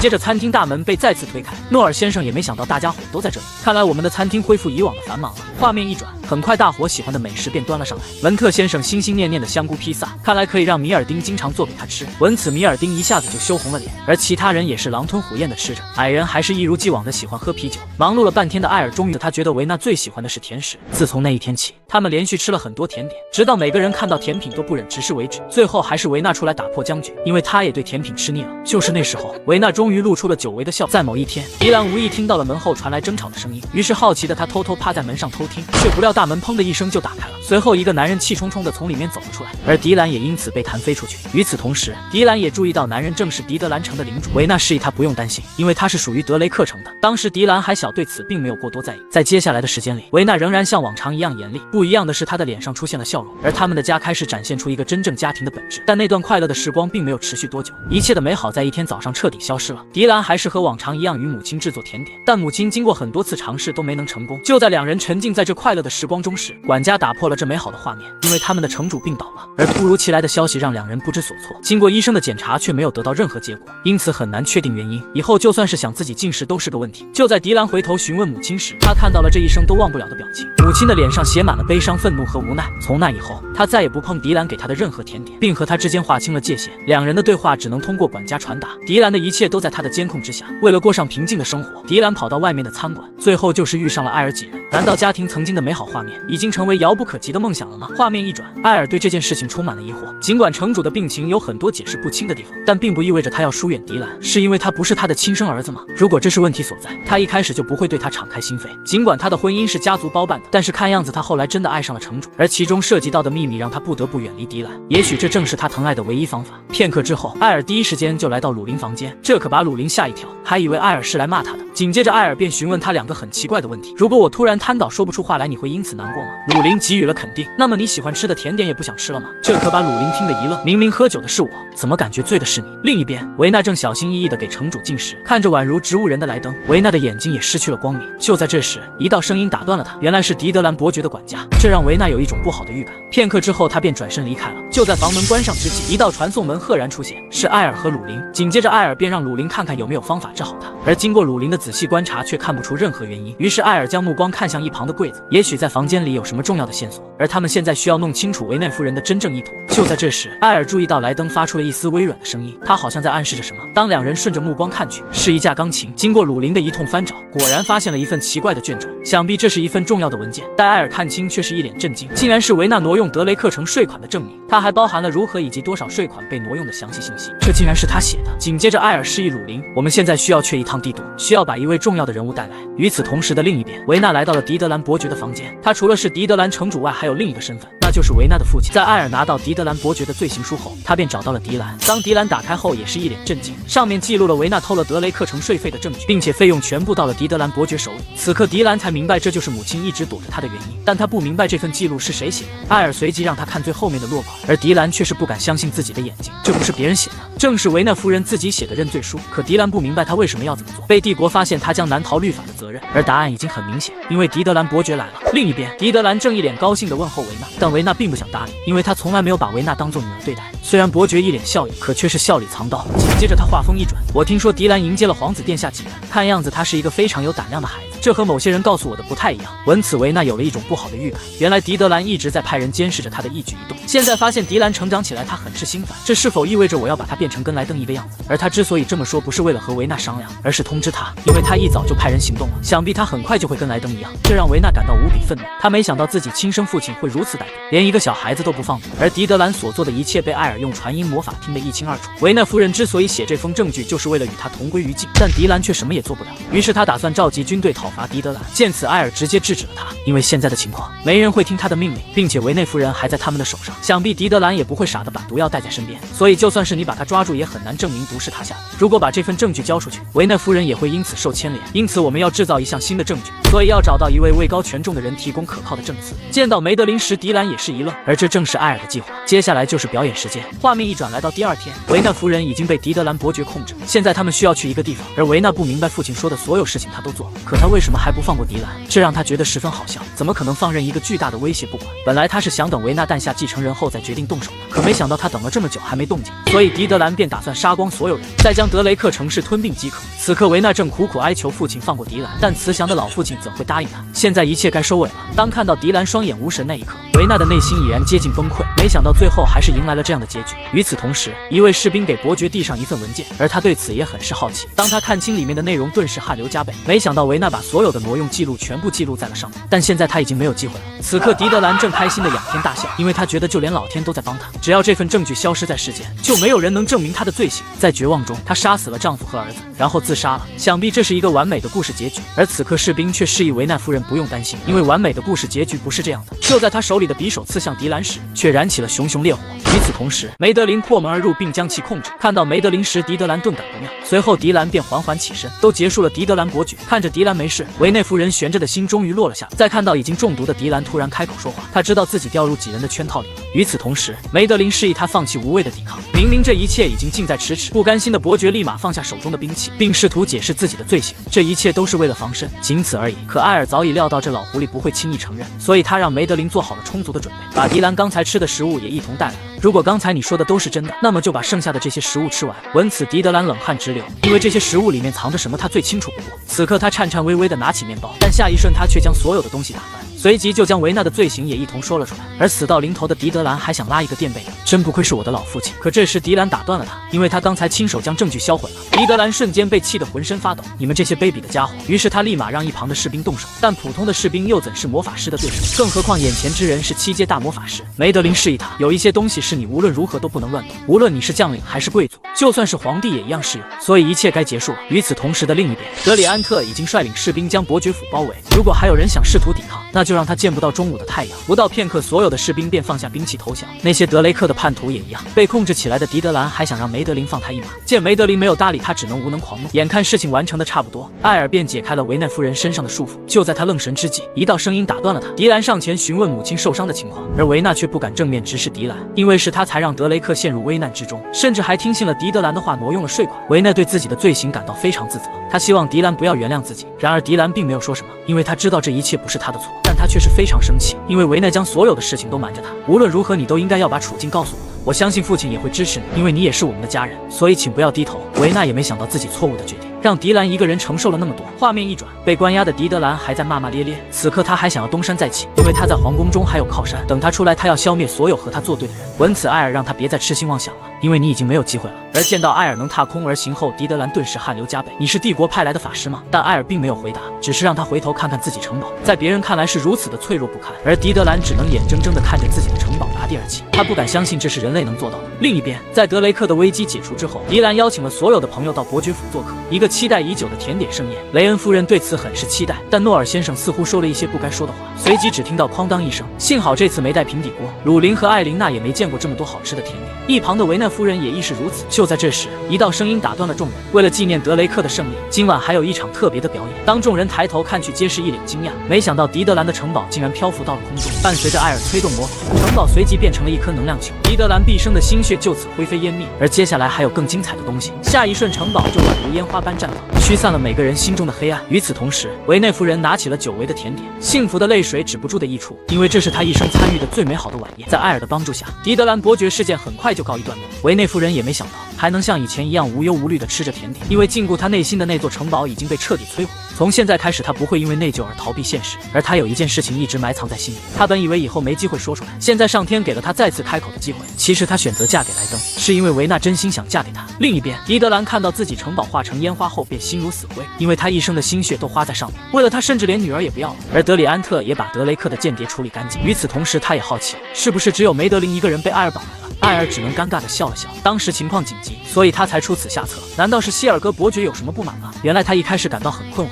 但当他得知是艾尔做的之后，便不敢吱声了。如果他知道今晚有烟花演出，想必他会亲自过来的。德里安特也感到不可思议，他知道以前艾尔很强大，没想到竟恐怖如斯。而今晚过后，德雷克将会迎来更美好的明天。画面一转来到第二天，当艾尔起来却是顿时傻眼，没想到更美好的明天是倾盆大雨，而门特和米尔丁还在拼命地工作着。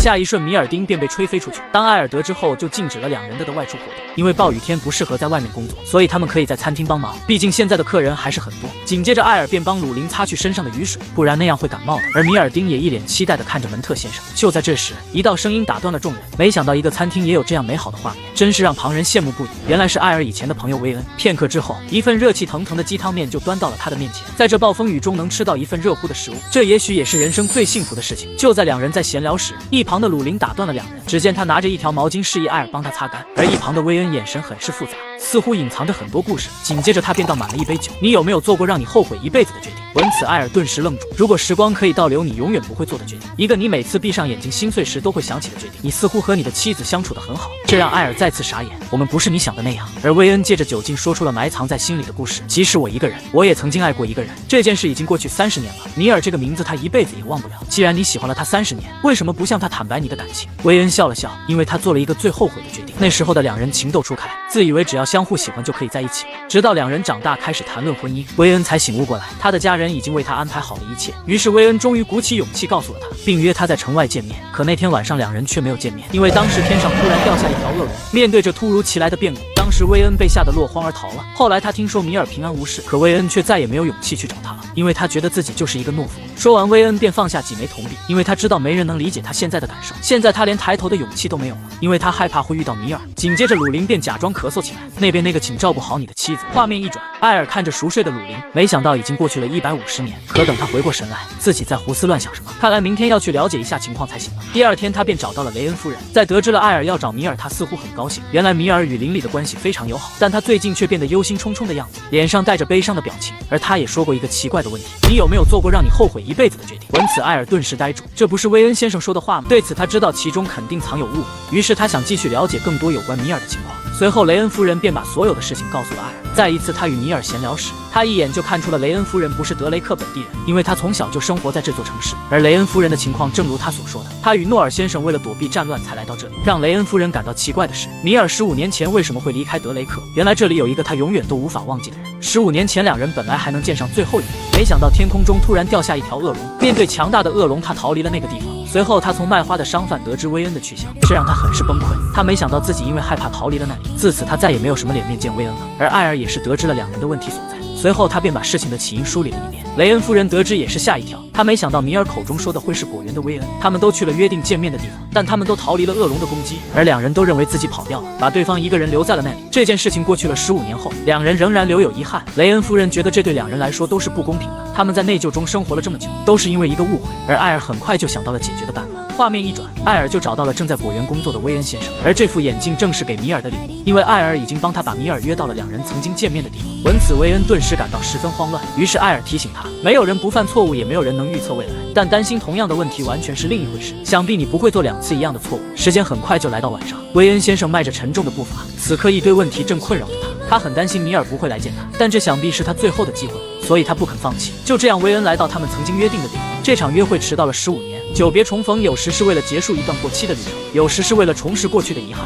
两人彼此心里都有一个秘密想要跟对方坦述，而威恩先生也不再选择逃避，不管是辱骂还是诅咒，他已经错过了一次。下一秒，两人却是异口同声地说出一样的话，都在为过去没能见面而感到抱歉。落叶成风从两人身边划过，而气氛也显得有些许尴尬。原来他们两人都没有按照时间出现在约定地点。在得知最后的真相后，两人情不自禁地流出了开心的泪水。看到两人恢复如初，雷恩夫人也替他们感到开心，而她也好奇艾尔为什么不提前告诉他们真相。这是一个简单的误解，所以靠他们自己解开心结不是更好吗？毕竟这困扰了他们整整15年。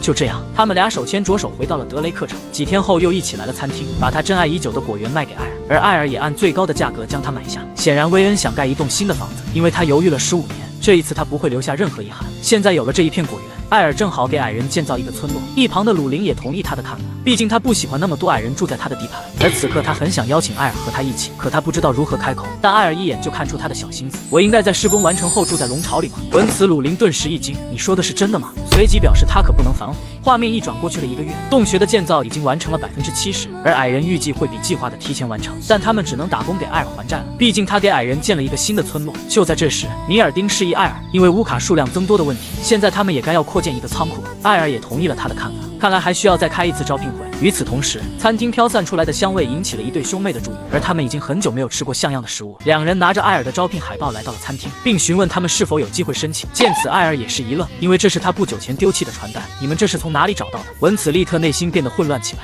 看两人支支吾吾的样子，艾尔示意他们不用紧张，因为他们正准备做新的海报，所以现在可以边吃边聊。画面一转，考虑到天气变冷的原因，艾尔给他们准备些暖和的东西。先将牛肉用黄油把味道锁住，在另一个锅里煎洋葱、蒜末和蘑菇。一旦它开始变色，加入番茄和土豆，再加入一些香料、啤酒和肉一起煮。不需要加味精，保证原汁原味。但下一秒，艾尔还是不自觉地撒上，还是加一点点吧。经过半个小时的小火焖炖，美味的美食就完成了。利特不可置信地用勺子轻轻将肉勺起，他不知道多少个月没吃过肉了。而艾尔示意两人不用客气，因为他煮了足够的分量。闻此，两人随即狼吞虎咽地吃起来。一口下去，乌卡很有嚼劲，但里面却是非常的嫩滑。再加上浓郁的汤汁，每吃一口都能让他们感觉到温暖传遍全身。两人随即对艾尔给予了感谢，因为这是他们出生到现在吃过最好吃的食物。紧接着，艾尔便询问两人为什么想要在这里工作。利特表示他与妹妹非常喜欢动物，并且两人有着坚定的决心，所以他觉得他们可以胜任这份工作。随后，艾尔便询问艾琳娜的意见，而艾琳娜一眼就看穿了他们还隐藏了秘密，这让两人顿时紧张起来。利特也下一瞬地捂住自己的手。艾尔示意利特，如果他们撒谎将失去工作的机会。尽管两人不情愿，但他们还是解开了缠绕在手上的绷带，而绷带下正是囚犯枷锁的痕迹，这让在场的所有人内心猛然一震。所以你们是逃犯吗？就在马特想解释时，利特却制止了他。利特对自己隐瞒真相感到道歉，但他并没有恶意，而他也知道如果艾尔雇佣了他，会引来不必要的麻烦，随即就转身离开了这里。马特则是让他把事情告诉艾尔，因为他们看起来不像是坏人，但利特告诉他，他们是罪犯的身份永远也改变不了。虽然我不想为当时发生的事找借口，但是我对刚才的决定不后悔。难道你不后悔没把肉吃完吗？这让利特顿时愣住，好像还真有一点。在那种情况下，我们是无论如何也吃不到。画面一转，来到晚上，鲁林也好奇他们为什么没被选上，而艾尔知道他们似乎有故事要说，但如果他们不解释清楚，我也无能为力，并且贸然让他们加入会让门特和米尔丁陷入两难，所以我们要了解情况才行。就在这时，艾尔注意到香料没了，紧接着他便把1枚金币放入法阵中，伴随着他释放魔法，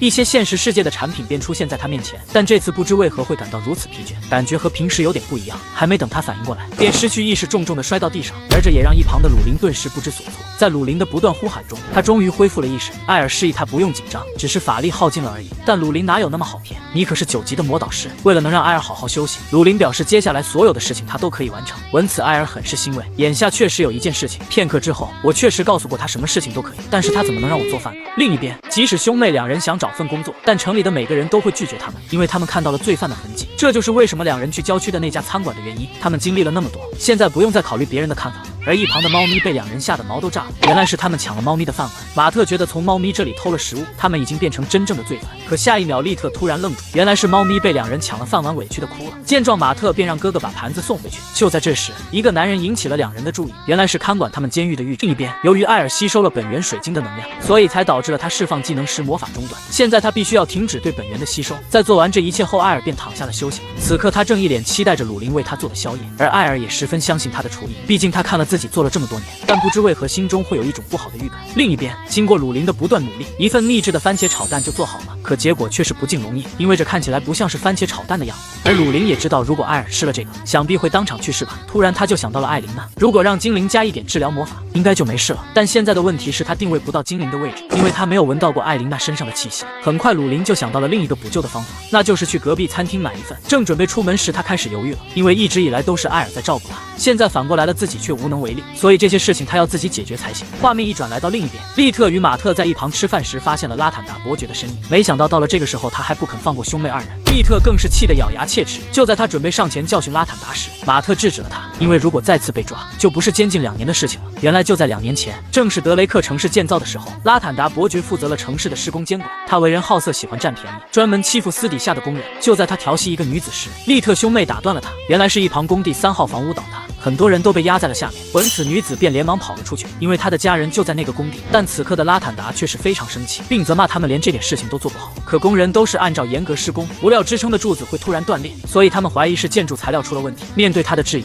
下一瞬拉坦达便下令把利特抓了起来，随即对他拳打脚踢，因为就算是他贪了这些工人，也不能拿他怎么样。健壮的马特便上前请求原谅，而拉坦达的眼神却是变得龌龊。如果你肯报答我受伤的心灵，我可以放过你们兄妹。这让利特陷入了暴走，他奋尽全力挣开了束缚，朝着拉坦达伯爵娇嫩的脸蛋狠狠来了一个大猛斗。霎时间他就被打得鼻青脸肿，但这还远远不够，就算是护卫也拦不住利特的愤怒。在此之后，兄妹俩就被他送到监狱关押了2年，所以马特便让他先冷静下来。而另一边的拉坦达却是十分生气，因为他们没有找到利特兄妹俩，于是他随即就给男人来了一个大嘴巴子，而男人也是敢怒不敢言。就在这时，艾琳娜正好从艾尔的餐厅回来，刚好被拉坦达遇个正着，这让他顿时心生歹意，立即以盘问为由上前控制艾琳娜。没有防备的艾琳娜很快就被抓住，原来拉坦达也去过艾琳娜的诊所，不过都不是为了看病。就在这时，艾琳娜趁2人不注意释放了一道魔法，随后便趁机逃跑了。恼怒的拉坦达决定要让精灵知道他的厉害，在他的魔爪伸向艾琳娜的时候，一个拳头再次落在他的脸上，原来是利特，他再也不能忍受这个该死的家伙。而马特也支持哥哥的做法，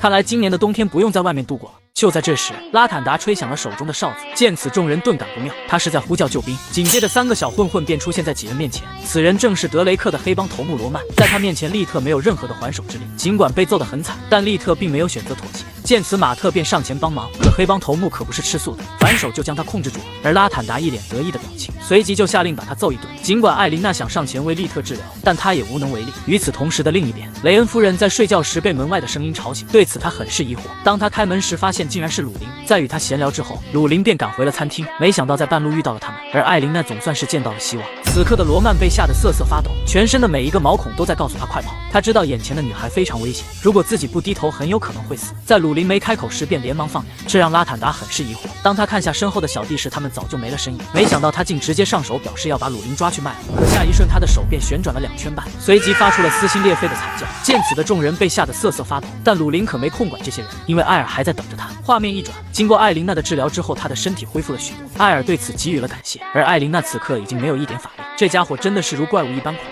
而此刻鲁林却是一直看着艾琳娜，随后便叫住了她。这还是鲁林第一次叫她的名字，这让鲁林感到十分害羞，但他还是对艾琳娜说出了感谢。这可把2人听得一愣，他们还是第一次听到鲁林感谢别人。就在这时，艾尔注意到门后的兄妹俩，紧接着他们便把事情的经过告诉了艾尔。本来拉坦达是冲着他们来的，没想到还连累了别人。艾尔示意他们不用太过自责，因为拉坦达在建造方面是出了名的搞小动作。但艾尔好奇的是，为什么之前他们不解释清楚？原来利特知道打人违法，但是他不后悔那样做，所以他觉得没必要跟别人解释什么。紧接着艾尔拿出了1枚金币，这让利特很是疑惑。恭喜你们被农场录用了，明天准时来上班。闻此，兄妹俩连连道谢，因为他们终于不用饿肚子了。画面一转来到第2天，利特和马特换了一身干净衣服来到农场。虽然门特先生不喜欢罪犯，但是如果是自己，他也会毫不犹豫地揍拉坦达的。此刻艾尔的魔力已经恢复1大半，对本质的魔法掌控的更多了。就在这时，他注意到鲁林一直在盯着什么，这让他很好奇。原来鲁林注意到人类的女子身上都会带一些闪闪发亮的东西，他不明白人类为什么要带这些。虽然龙族很喜欢保护，但他妈妈的洞穴里什么也没有。随后艾尔便给鲁林解释，人类这样是为了表达自己情感的一种方式，但鲁林还是不明白。与此同时，一道声音打断了2人。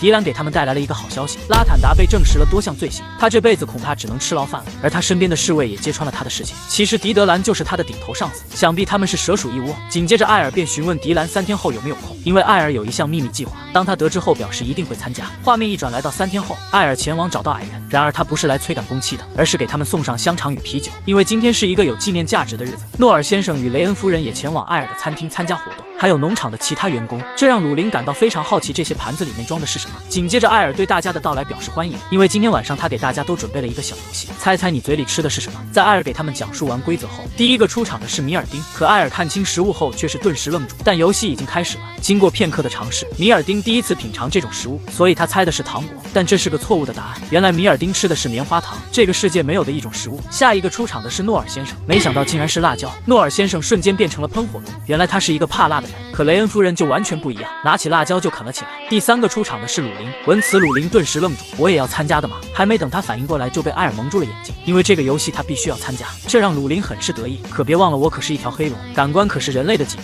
软软的面包，上面还有些甜甜的奶油，其中还掺杂着水果。很快鲁林就想到了是蛋糕，紧接着众人便上前给予他祝贺，确切的说这是鲁林的生日蛋糕。原来今天是他的800岁生日，而他对此浑然不知，因为他连自己的生日都忘了，这让鲁林一下子泛起了蜜汁脸。活了这么久，还是第一次有人给他弄生日派对。看着他羞涩的样子，艾尔也十分满意。就在他以为鲁林要表达感谢时，没想到他却是反其道而行，也以为我会说谢谢你们这些小混蛋，这可把艾尔愣住。紧接着艾尔从袋子中拿出了一个礼物，这是他拜托矮人为鲁林精心打造的一只耳环，因为他发现鲁林前几天一直在观察人类的，所以他决定在鲁林生日送上一副。随后艾尔亲自给鲁林戴上，而这也是鲁林第一次收到这样的东西。通过镜子他看到了自己戴上耳环的样子，虽然鲁林很是开心，但他不知道该如何表达自己。当时他很疑惑，人类女子收到礼物后都是奇怪的表现，我想我现在明白那是什么感觉了。而鲁林也是露出了久违的笑容。接下来派对将继续进行，下一个出场的是雷恩夫人，没想到他还是猜错了，因为是诺尔先生故意给他透露错误的答案，而他也吃到了来自雷恩夫人的平底锅。随后出场的是利特，但他也没能猜出来。就这样，大家在艾尔的餐厅度过了一个愉快的夜晚。时间很快就来到深夜，鲁林对艾尔再次给予了感谢，因为这是他成年里的最后一个生日。与此同时，窗外忽然飘起了雪花，随后艾尔便要请鲁林看今年的第一场雪。此刻艾尔正感叹着时间过得飞快，可鲁林对此很疑惑，因为他们才来到这里1年时间。艾尔告诉他，1年对龙族来说可能很短，但对人类来说1年的光阴很长。虽然他吸收了古龙之心，但没人能保证它有延年益寿的功效。就在这时，一颗流星划破天际，艾尔示意鲁林可以向流星许一个愿望。看着璀璨的流星点亮星空，鲁林默默地许下一个愿望，而艾尔很好奇他许了什么愿望，但鲁林不会告诉他的，因为说出来就不灵了。画面一转，来到黑龙宫，一个男人骂骂咧咧地推开了龙宫的大门。叔叔，你还要让那个傲慢的人待多久？对一个凡人的承诺有那么重要吗？尼斯是黑龙中出了名的桀骜不驯，他不相信一个人类会厉害到那里去。但迪赫格玛长老并没有说什么，因为他知道尼斯为什么这么生气是为了鲁林，而鲁林之所以离开龙族，这是因为他们把鲁林气走。但他们想把鲁林接回来，不是为了对他好，而是因为在龙族大战中年轻的母龙基本战死。迪赫格玛长老示意他会怎么做，只见尼斯露出凶狠的眼神，如果长老允许的话，我不介意给他找点麻烦。而长老却是无奈地叹了一口气，因为艾尔不把他杀死就算好的了。尼斯之所以嚣张，是因为他从来没有遇到艾尔，并且大长老是不会同意黑龙去惹火烧身的。就在这时，尼斯想到了一个有趣的办法。迪赫格玛长老并没有说什么，只是表示从来没有谈过这件事。闻此，尼斯知道迪赫格玛长老站在他这边，所以他决定给艾尔找点正当的麻烦。画面一转，来到北极米利奥莱克山，鲁林对此很是好奇，难道我们不是来拿东西的吗？怎么会有蘑菇长在这种地方？随后艾尔告诉他，不仅仅是普通的蘑菇，它们是极其罕见的东西。原来艾尔在餐厅时无意听到两人闲聊，有一户农家在放牧时，乌卡突然就朝地上刨坑，然后农户得到了一些黑色的蘑菇，在他拿出去卖的时候被皇宫的人收购了，而他也因此得到了大量的金币。所以艾尔推断那不是蘑菇，很有可能是松露，或者是和它类似的东西。但由于它生长在地下很深的地方，所以很难找到。随后鲁林明白了艾尔带他来这里的目的，所以我就是那个打工仔。可鲁林也不知道松露的气味是什么样子的，这可把艾尔愣住，毕竟需要鲁林知道气味才能寻找。难道我们这次要白来了吗？就在这时，一旁突然传来了动静，只见一群气势汹汹的哥布林正在围攻一只白色的雪怪。尽管雪怪很是害怕，但他依然在保护着后面的山洞。面对哥布林的侵犯，他果断地选择了反击，但双拳难敌四手，在数量上他远远不是哥布林的对手，很快就被哥布林包围。就在这危急关头，艾尔和鲁林发现了这里的打斗，此刻的哥布林还不肯放弃，而鲁林只是释放了一道杀意，哥布林便连兵器也握不住了，随后匆忙逃离了这里。艾尔只能尴尬地笑了笑，这些哥布林真不长眼睛。就在这时，雪怪一跃而起，随后给艾尔两人磕了几个响头，与此同时嘴里还喃喃着什么。身为黑龙的鲁林自然是知道他在说什么，他想要好好的感谢艾尔的救命之恩。画面一转，两人便来到了山洞内。雪怪之所以不让哥布林进入，是因为山洞内还有两个小雪怪，而此刻艾尔也好奇雪怪要拿什么东西感谢他。鼻子灵的鲁林已经嗅到一股奇怪的味道。就在这时，雪怪抱着一些黑乎乎的东西走了过来。鲁林第一次见这种东西，他很是疑惑，这些东西真的能吃吗？可艾尔就不一样了，这正是他们要找的松露。看到艾尔满意的表情，雪怪也是松了一口气。可鲁林觉得它的味道难闻，随手就丢了，这可把艾尔愣住。如果雪怪能找到足够的松露作为他的主食，那就说明他还有大量的松露。随后艾尔便让鲁林给他翻译一些话，因为他想到了一个两全其美的办法，那就是让雪怪当鲁林地宫的守卫。而雪怪也非常乐意，毕竟在这里天寒地冻，连吃的也没多少，更何况他还要照顾2只小崽子。画面一转来到另一边，尼斯召集了几条黑龙，正想给艾尔一点教训，而他们也猜出来尼斯是为了鲁林，毕竟他一直在寻找伴侣。虽然他不想承认，但他觉得龙族之人就应当属于他们龙族的，并且他获得了一个长老的支持。可几人还是有所顾虑，因为他们已经签订了条令，禁止攻击人类，除非他们的人身安全受到威胁，并且长老们还特地提醒黑龙要远离艾尔，因为他是龙族也惹不起的存在。就在这时，一道声音打断了几人，而他表示有办法帮助他们，因为他在德雷克附近认识一条红龙，我们可以利用它完成计划。画面一转，瑟琳娜正一脸无聊地坐在王座上，这一段时间从来没有人找过她，除了上一次让她感到害怕的家伙。当时的艾尔也没想到他会这么穷，所以就没打算捞他的好处。一旁的鲁林更是直接嘲讽他这里老破小，可他也对此无可奈何，毕竟自己都这么穷了。在嘲讽完之后，鲁林便挽着艾尔的手臂离开了这里，因为他和艾尔有一家自己的餐厅。此刻瑟琳娜也不知道要何时才能见到他们，还能和2人打发时间，也不至于这里空落落的。就在这时，一道声音打断了他，随后一个男人出现在这里，而他正是瑟琳娜的前男友盖瑞德。可瑟琳娜并不欢迎他来这里，因为之前已经警告过他了。但脸皮厚的盖瑞德表示要重新开始，如果你不介意的话，我愿与你共度余生。而瑟琳娜知道他的尿性，来这里准没好事。下一瞬，他便开启了龙形态，因为他察觉到盖瑞德不是一个人来这里，这让他也不得不佩服，你还是那么的敏锐啊！还没等瑟琳娜反应过来，一群黑龙便把他团团包围。尽管他做好了防御，但还是双拳难敌4手。更让他没想到的是，自己的前男友也是他们那边。与此同时，他趁瑟琳娜不注意，对其释放一道控制魔法，这让他十分生气。而身后的尼斯根本不给他反应的机会，随即就从背后给他来上一击。待烟雾褪去，现场已经没有了瑟琳娜的身影。原来是他之前准备了一个空间法阵，才趁此逃脱。见此的盖瑞德瞬间慌了神，如果他回去告状，他们可就完了。但内克武示意他不用担心，因为经过他对位置的探查，另一端的位置就在德雷克城市，而这也正好中了他们的下怀。紧接着他便示意尼斯接下来该如何做。只见尼斯微微勾起嘴角，那当然是借刀杀人，因为瑟琳娜受到重创，如果没有及时治疗，肯定是活不过明天，所以他们只需要嫁祸给艾尔就可以了。画面一转来到另一边，艾尔将雪怪一家接到了鲁林的洞府，而松露就当作是帮助他们的报酬。鲁林对此很是疑惑，因为他不知道这些松露该如何制作，这是一种有着非常强烈的香味东西，无论你把它放在什么菜里，它都会改变味道，让人吃起来有不同的感觉。于是艾尔回到餐厅，就给大家伙加入了松露，而大家伙也是吃得津津有味。只有鲁林没有什么胃口，因为他觉得味道不好吃，这让艾尔顿时愣住。没想到鲁林还挑食了，以后给他做菜要区别开才行。时间很快就来到晚上，就在餐厅准备打烊时，门铃却突然响起。当2人回头看去，没想到是瑟琳娜。看着突然出现的红龙，艾尔很是疑惑，毕竟他们可没有什么来往，但出于礼貌，艾尔还是给他上了一份食物。瑟琳娜没有说什么，而是自顾自地吃起来。但一旁的鲁林就不乐意了，他怀疑瑟琳娜是过来跟他抢男人的。与此同时，瑟琳娜注意到鲁林耳朵上的耳环，于是他得意洋洋地介绍起来，这是艾尔亲自给他戴上的。虽然瑟琳娜没有说话，但看得出来他很是羡慕鲁林，这是他从来没有体会过的感觉。他一直弄不明白，爱情是否真的存在，还是只是一个短暂的谎言。就在这时，瑟琳娜示意2人自己的时间不多了，也许这会是他最后的晚餐。闻此，2人很是疑惑，他们不明白瑟琳娜是什么意思。不过在死前吃到一份美食，他已经很满足了，至少不会变成饿死鬼。伴随着瑟琳娜解除幻境魔法，她背后的伤口也随之显现出来。看着突然倒地的瑟琳娜，艾尔完全没有料想到，经过鲁林的检查，发现她的伤口太深，事情肯定不会简单。与此同时，3个男人突然来到了艾尔的餐厅外面，并且来者不善，这一切发生的太过巧合，应该说是严丝合缝，就是有人要故意栽赃他们。现在最重要的是保住瑟琳娜的性命，只要她醒过来，一切都可以解决。就几条脆皮龙，他还没放在眼里。紧接着艾尔来个乌龟探头询问他们发生了什么事情，可几人就好像有目的而来，直接就推开了餐厅的大门，而地上的血渍正是他们红龙的气息。所以你不该给一个解释吗？远处的尼斯感受到前方的打斗，很是得意。维特是年轻一代的领袖，他虽然不看重个人利益，但团体的利益他非常看重，所以他不会放过杀害红龙的人。下一瞬，一道龙炎径直朝艾尔袭去，但艾尔没有要躲避的意思，仅仅只是抬手就将攻击化解。艾尔不想让打斗影响了附近的人，于是提议到没有的地方聊聊。与此同时，一道传送门突然出现在艾琳娜的诊所，随后鲁林慌张地从里面走了出来。眼下的问题是将瑟琳娜的伤口修复，不然她肯定要失血过多而死。而此刻的艾尔来到了一片森林之中，现在他必须要冷静思考。这些人怀疑他杀了瑟琳娜，但是他必须要弄清楚状况，他们是否参与了这个陷害计划，还是他们被设计这个陷阱的人欺骗了，要想办法套他们的话才行。随后他便让红龙先冷静下来，但他们看到餐厅上的红龙血渍，所以肯定艾尔杀死了他们的人。于是艾尔便解释了事情的经过，那条红龙在来到他餐厅之前就受伤了，所以他是在拯救红龙。闻此，维特顿时一惊，紧接着盖瑞德表示让他们去看看瑟琳娜，但艾尔直接就拒绝了他。没想到他随即就对艾尔发起了进攻。艾尔知道事情跟他脱不了干系，并且他还说艾尔要把瑟琳娜赶出巢穴。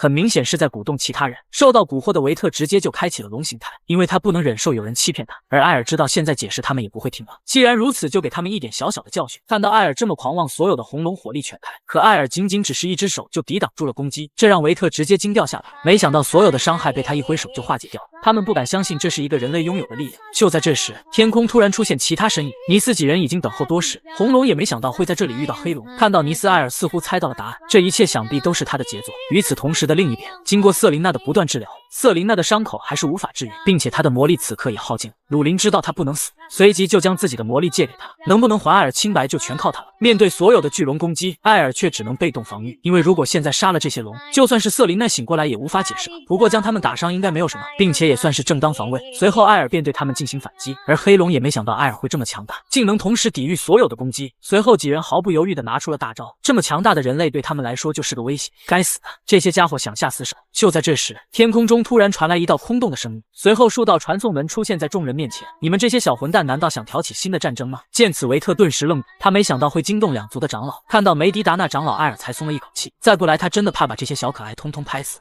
尼斯见到长老顿感不妙，连忙褪去龙形态向长老行礼，但此刻他丝毫不慌，因为他肯定自己做的天衣无缝，而且瑟琳娜中了他的秘籍，绝对活不过今晚。这一切的矛头都指向艾尔，就算是龙族长老向着他，他也无能为力，到时候就可以名正言顺的将艾尔处决。然而他这些想法艾尔已经猜到，现在他只能祈求鲁林那边能尽快把瑟琳娜治好。与此同时的艾琳娜正全力治疗着红龙，但尽管她耗尽了法力，伤口还是无法愈合。虽然有鲁林在一旁给她输入魔力，可自己的容量实在是太小，根本承受不了鲁林的力量。而鲁林知道现在只有艾琳娜能够帮助艾尔了，随后他示意艾琳娜要将魔力与他同步，如果身体承受不了就会爆体而亡，但选择权还是在他手里。经过一番思索，艾琳娜同意了鲁林的提议，因为她也想给艾尔出一份力。伴随着魔力的注入，瑟琳娜直接就瘫在地上，因为与龙族的魔力相比，她的魔力就像是尘埃一般，一股窒息感让她快要失去意识。见此，鲁林让她一定要坚持住，因为能不能挽救一条生命就靠她了。紧接着，艾琳娜用尽所有的力气缓缓起身，作为一名医生，自己有义务全力救治每一位病人。此刻，艾琳娜爆发出了前所未有的能量，而瑟琳娜的伤口也在快速愈合。现在只需要瑟琳娜保持意识，不然一切都要前功尽弃了。另一边，龙族长老正询问关于艾尔的事情，而他一眼就看出了几人不对劲，毕竟这一切太过巧合。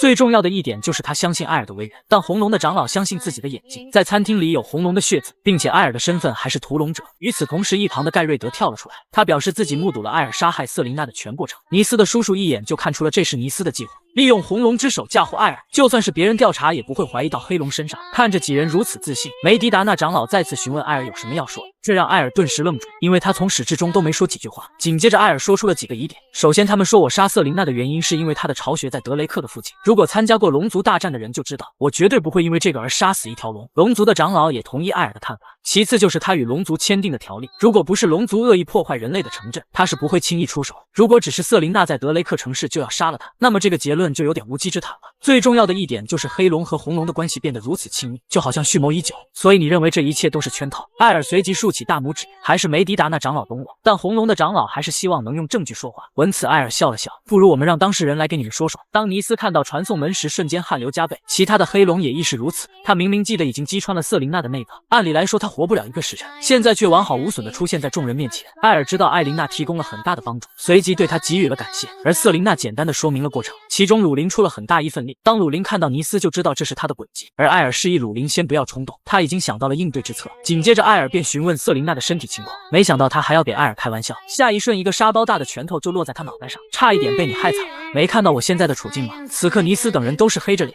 没想到事情会变成他们无法控制的地步。当瑟琳娜再次看去，盖瑞德已经消失不见了，而他也讲述了事情发生的经过，是他们5个突然闯进他的巢穴将他打伤，如果不是艾尔，他现在已经变成尸体了。得知真相的龙族长老也是黑着脸，因为处理不好就是他们龙族挑起战争了，这让维特感到十分暴怒，随即冲到艾尔身前祈求原谅。看到他如此诚恳，艾尔也没有为难他，毕竟他也是被别人当枪使了。身后的几人也开始慌乱起来，但长老可没时间听他们狡辩。而此刻的尼斯还不知悔改，他很后悔当时没有一击将瑟琳娜杀死，这一切都是艾尔的错。忽然他一个瞬身来到艾尔背后，趁艾尔不注意发动全力一击，而艾尔也没料想到他会当着长老的面出手。突如其来的攻击让艾尔来不及躲闪，在这危急关头，他选择推开了鲁林，随后攻击重重落在他的背上。见此，尼斯才露出得意的表情，而鲁林看着突然倒下的艾尔，顿时不知所措，因为他完全没有料想到会发生这样的事。艾琳娜也亦是如此，看着毫无生机的艾尔，鲁林内心感到非常绝望，但他还是试图帮艾尔将伤口修复，因为如果不是艾尔将他推开，倒在地上的一定是他。这时维特也看清楚尼斯的真面目，没想到他会用这种下三滥的手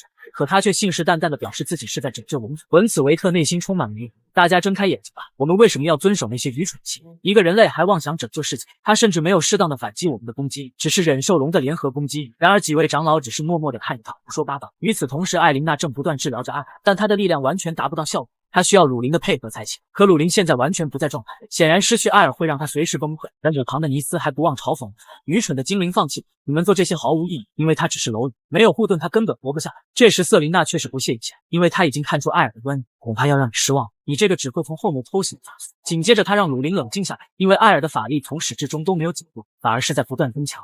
此同时，一只手轻轻地为鲁林擦干泪水，下一瞬，一股强大的能量把艾尔身体。见此，刚才嚣张的尼斯顿时没了气。梅迪达那长老内心也是一震，因为他对这股气息感到很熟悉，正是龙族的本源水晶的气息。原来这一切都是艾尔的计划。他在赌尼斯这种小人会被偷袭。很显然他赌对了，之前他研究了很久本源水晶的使用方法，但都没有成功，因此他猜想这应该是有触发点，所以艾尔不开护盾硬扛了尼斯的攻击。也正因如此，现在本源水晶已经与他融为一体。艾尔的突然复活让鲁林也没反应，随后他安慰着鲁林，这一切也该结束了。尼斯此刻被吓得冷汗直流，他没想到一个人类竟能扛住他的偷袭，这让他十分不甘心。随即再次凝聚大招对艾尔进行打击，这一次他使用了自己选择透支本源与艾尔融为一体，但艾尔只是简单的抬手就徒手接住了他的攻击，弱还是太弱了。想必你也知道我与龙族的协议，禁止龙族杀戮、绑架和侵略其他种族的协议。人类也不能对龙族发起战争，除非双方的生命受到威胁。所以尼斯，这一次我允许你使用全力反击。当艾尔释放魔法的那一刻，天空中出现数道陨石般大小。这可把尼斯看傻眼，一个人类怎么会拥有这种？但一切都为时已晚。在尼斯的哀嚎中，陨石径直朝地上落去。当烟雾慢慢褪去，尼斯已经死，不能再死。其余几人被艾尔的气势吓得瑟瑟发抖，龙族在他眼里就好像是随手捏死的。做完这一切后，艾尔朝鲁林笑笑：“我们也该回家了。”斯鲁林直接就扑了上去。在那之后，梅迪达那长老对龙族很是失望，他们三个被囚禁在圣地最深的监狱里3000年。瑟琳娜也得到了很多奖励，因为维特认为是他们将瑟琳娜的东西都偷走，不然怎么会这么寒酸。与此同时，瑟琳娜更在意的是盖瑞德的消息，她不想轻易的放过这个该死的家伙。维特也亦是如此，堂堂红龙的领队被他耍得团团转。等我们抓到他，我会让他加倍痛苦。瑟琳娜也满意的点了点，因为她已经对盖瑞德没有任何情感。而餐厅事件至此也告一段落。画面一转来到另一边，回到家的鲁林十分生气，因为他对艾尔的计划很是不满。如果尼斯的力量再强一点，今天死的就是他。鲁林无论如何也接受不了。见此，艾尔没有犹豫，直接就从身后抱住了鲁林，并为自己的行为道歉，这让鲁林一下子泛起了泡泡茶火。突然一道声音把两人吓得一哆嗦，又是你这个老头搞破坏！为此，鲁林反手来了一个沙包大的拳头，老娘的好事全被你破坏了。见此的艾尔只能尴尬的笑了笑，因为是他让长老来这里的。梅迪达那长老委屈的揉了揉鼻子，所以你叫我来这里的目的是什么？艾尔直接就告诉了他是关于本源水晶的问题。画面一转，作为鲁林的长辈，艾尔自然是把最好的酒拿出了招待。好奇的长老没有犹豫，直接就来上一口，而他一瞬间就被这独特的口感吸引了。入口的瞬间感觉很清爽，就像春风带着花香，并且还是很多种不同的香味。这款酒似乎已经陈酿了很长一段时间，想必它有60-70年的时间。艾尔也没想到他仅凭一口就猜对了，果然是一个老怪物。闻此的鲁林也是好奇，因为这酒还是他第一次见，想必它的味道应该很好。但艾尔直接就阻止了他，因为这个可不是普通的酒。看到两人的关系如此密切，长老便放下心来。鲁林在这里肯定比在龙族要开心许多。紧接着艾尔话锋一转，便询问长老对他今晚的看法，因为他当着这么多龙族的面杀了尼斯，而长老示意他不用担心，这都是尼斯先挑起的，并且你也没有做任何违背条约的事情，就是你不出手，我也会亲自动手的。而长老也看出了艾尔的端倪，想必你是知道尼斯会出手，所以你才故意不抵抗的，对吧？而艾尔没有否认，因为他必须要完成对本源水晶的吸收。在龙族大战的时候，他就吸收了2颗，获得了控制龙族的能力，而吸收3个意味着获得了统治所有龙的力量。不过按理来说，艾尔吸收3颗就会变成龙族帝王的存在，所以梅迪达那长老推断艾尔还有剩余的本源水晶。艾尔给予了肯定，这就是他找长老来的原因。一般来说，吸收3颗就会蜕变成龙族帝王，而随着帝王的出现，剩余的水晶会全部消失，所以长老表示他是一个变数。除了这个，还有一件特别重要的事情，那就是有人想复活龙主，这让梅迪达那内心猛然一震。而鲁林也联想到之前矮人洞府的事情，一群龙族的人对他们发起了进攻，原因就是想抢夺他们手中的东西。而长老也看出了这就是艾尔当做众人的面吸收本源水晶的原因。如果他们想要复活龙主，那么一定是冲着他来的，所以你就将自己当成诱饵，这真的是一种愚蠢的办法。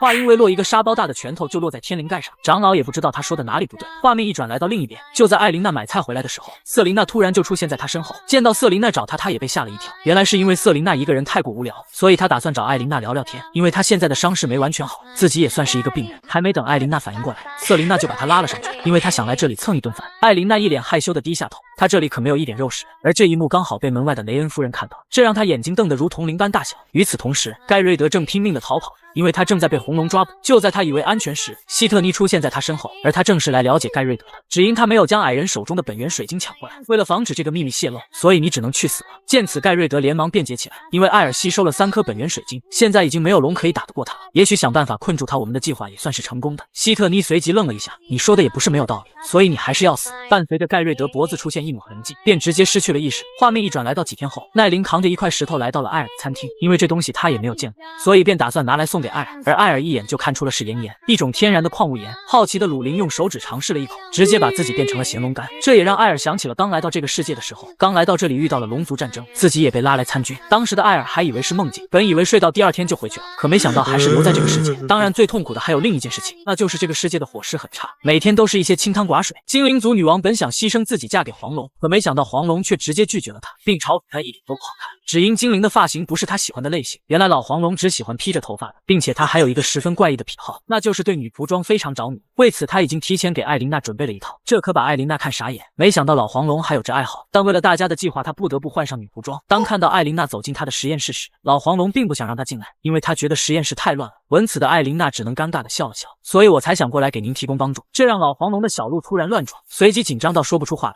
见此的艾琳娜以为是老黄龙生气了，连忙表示抱歉，而黄龙则示意他不要紧张，想必你是被我的气质深深折服了。一开始你对我很冷淡，但你会慢慢的对我的好意暖起来的。听到老黄龙这么一说，艾琳娜的表情就像是吃了不该吃的东西一样难受。这老黄龙也太自恋了吧，上面的吃瓜3人组也直接傻眼，没想到这家伙脸皮真厚，看到3人还在吃瓜，艾琳娜很是生气。可就在这时，老黄龙发现了艾尔几人的身影，老黄龙一下子就慌起来了，因为他发现几人散发的气场无比强大，你们不是人类。随即就转身想逃离洞穴，却发现自己的传送阵已经被破坏。正当他想从洞口处逃跑时，却被鲁林和瑟琳娜的阵法牢牢控制。老家伙，现在你哪也不能去。就在这时，艾琳娜突然感觉背后有一股冰冷的气息，你们几个家伙在上面看了多久？随后艾琳娜将目光投向了艾尔，刚才我们讨论觉得你穿起来会很好看，所以我们就想见证一下。瑟琳娜2人也没想到艾尔会直接把他们供了出来，可艾琳娜却是羞红了脸，真的吗？这件衣服你喜欢吗？这让瑟琳娜顶起了一个大大的问号。与此同时，鲁林发现老黄龙不老实，好像在悄悄吟唱咒语，紧接着老黄龙便嘲笑起来，你们这些家伙犯了一个巨大的错误。与此同时的另一边，精灵女王发现远处传来嘈杂的声音，当她抬头看去，发现天空中出现一个墨绿色的能量球，还没等中龙，能量球就突然爆炸了，绿色的烟雾瞬间覆盖了整个精灵部落。当他们反应过来，已经为时已晚，因为他们已经被控制住了。很快，所有人都失去了意识，随后各自拔出了手中的兵器，纷纷对准了自己的喉咙。只要老黄龙一声令下，他们所有人都得死。闻此的艾琳娜顿时慌了，当几人出去才发现这老家伙给他们下了迷幻术。此刻老龙还非常得意，这可是我花了100年时间研究的精神控制，如果艾琳娜不答应我的要求，我就含泪杀光你的族人。你会抛弃你的家人吗？闻此的艾琳娜连忙答应，生怕老黄龙突然下令。与此同时，一股强大的能量从艾尔体内爆发，在你做这件事前，那得问问我答不答应。下一瞬，一道强大的魔法阵覆盖了精灵部落的上空，所有人都被艾尔的魔法牢牢固定住。见此的艾琳娜才松了一口气，失去了底牌，老黄龙开始慌起来了。各位小姐姐，有事好商量。只见鲁林和瑟琳娜一脸善意的看着他，是时候让你体验妈妈的感觉了。艾琳娜也是非常生气的看着他，你是我见过最坏的龙了。闻此，老黄龙却泛起了泡泡茶壶，没想到他还是一条斗篷龙。这样的艾琳娜他越来越喜欢了。画面一转，来到晚上，老黄龙被揍成了猪头龙，但他也无可奈何。看着眼前绿油油的素食，瑟琳娜却不知该如何下嘴。可一旁的鲁林却是吃得津津有味，这让他很是疑惑。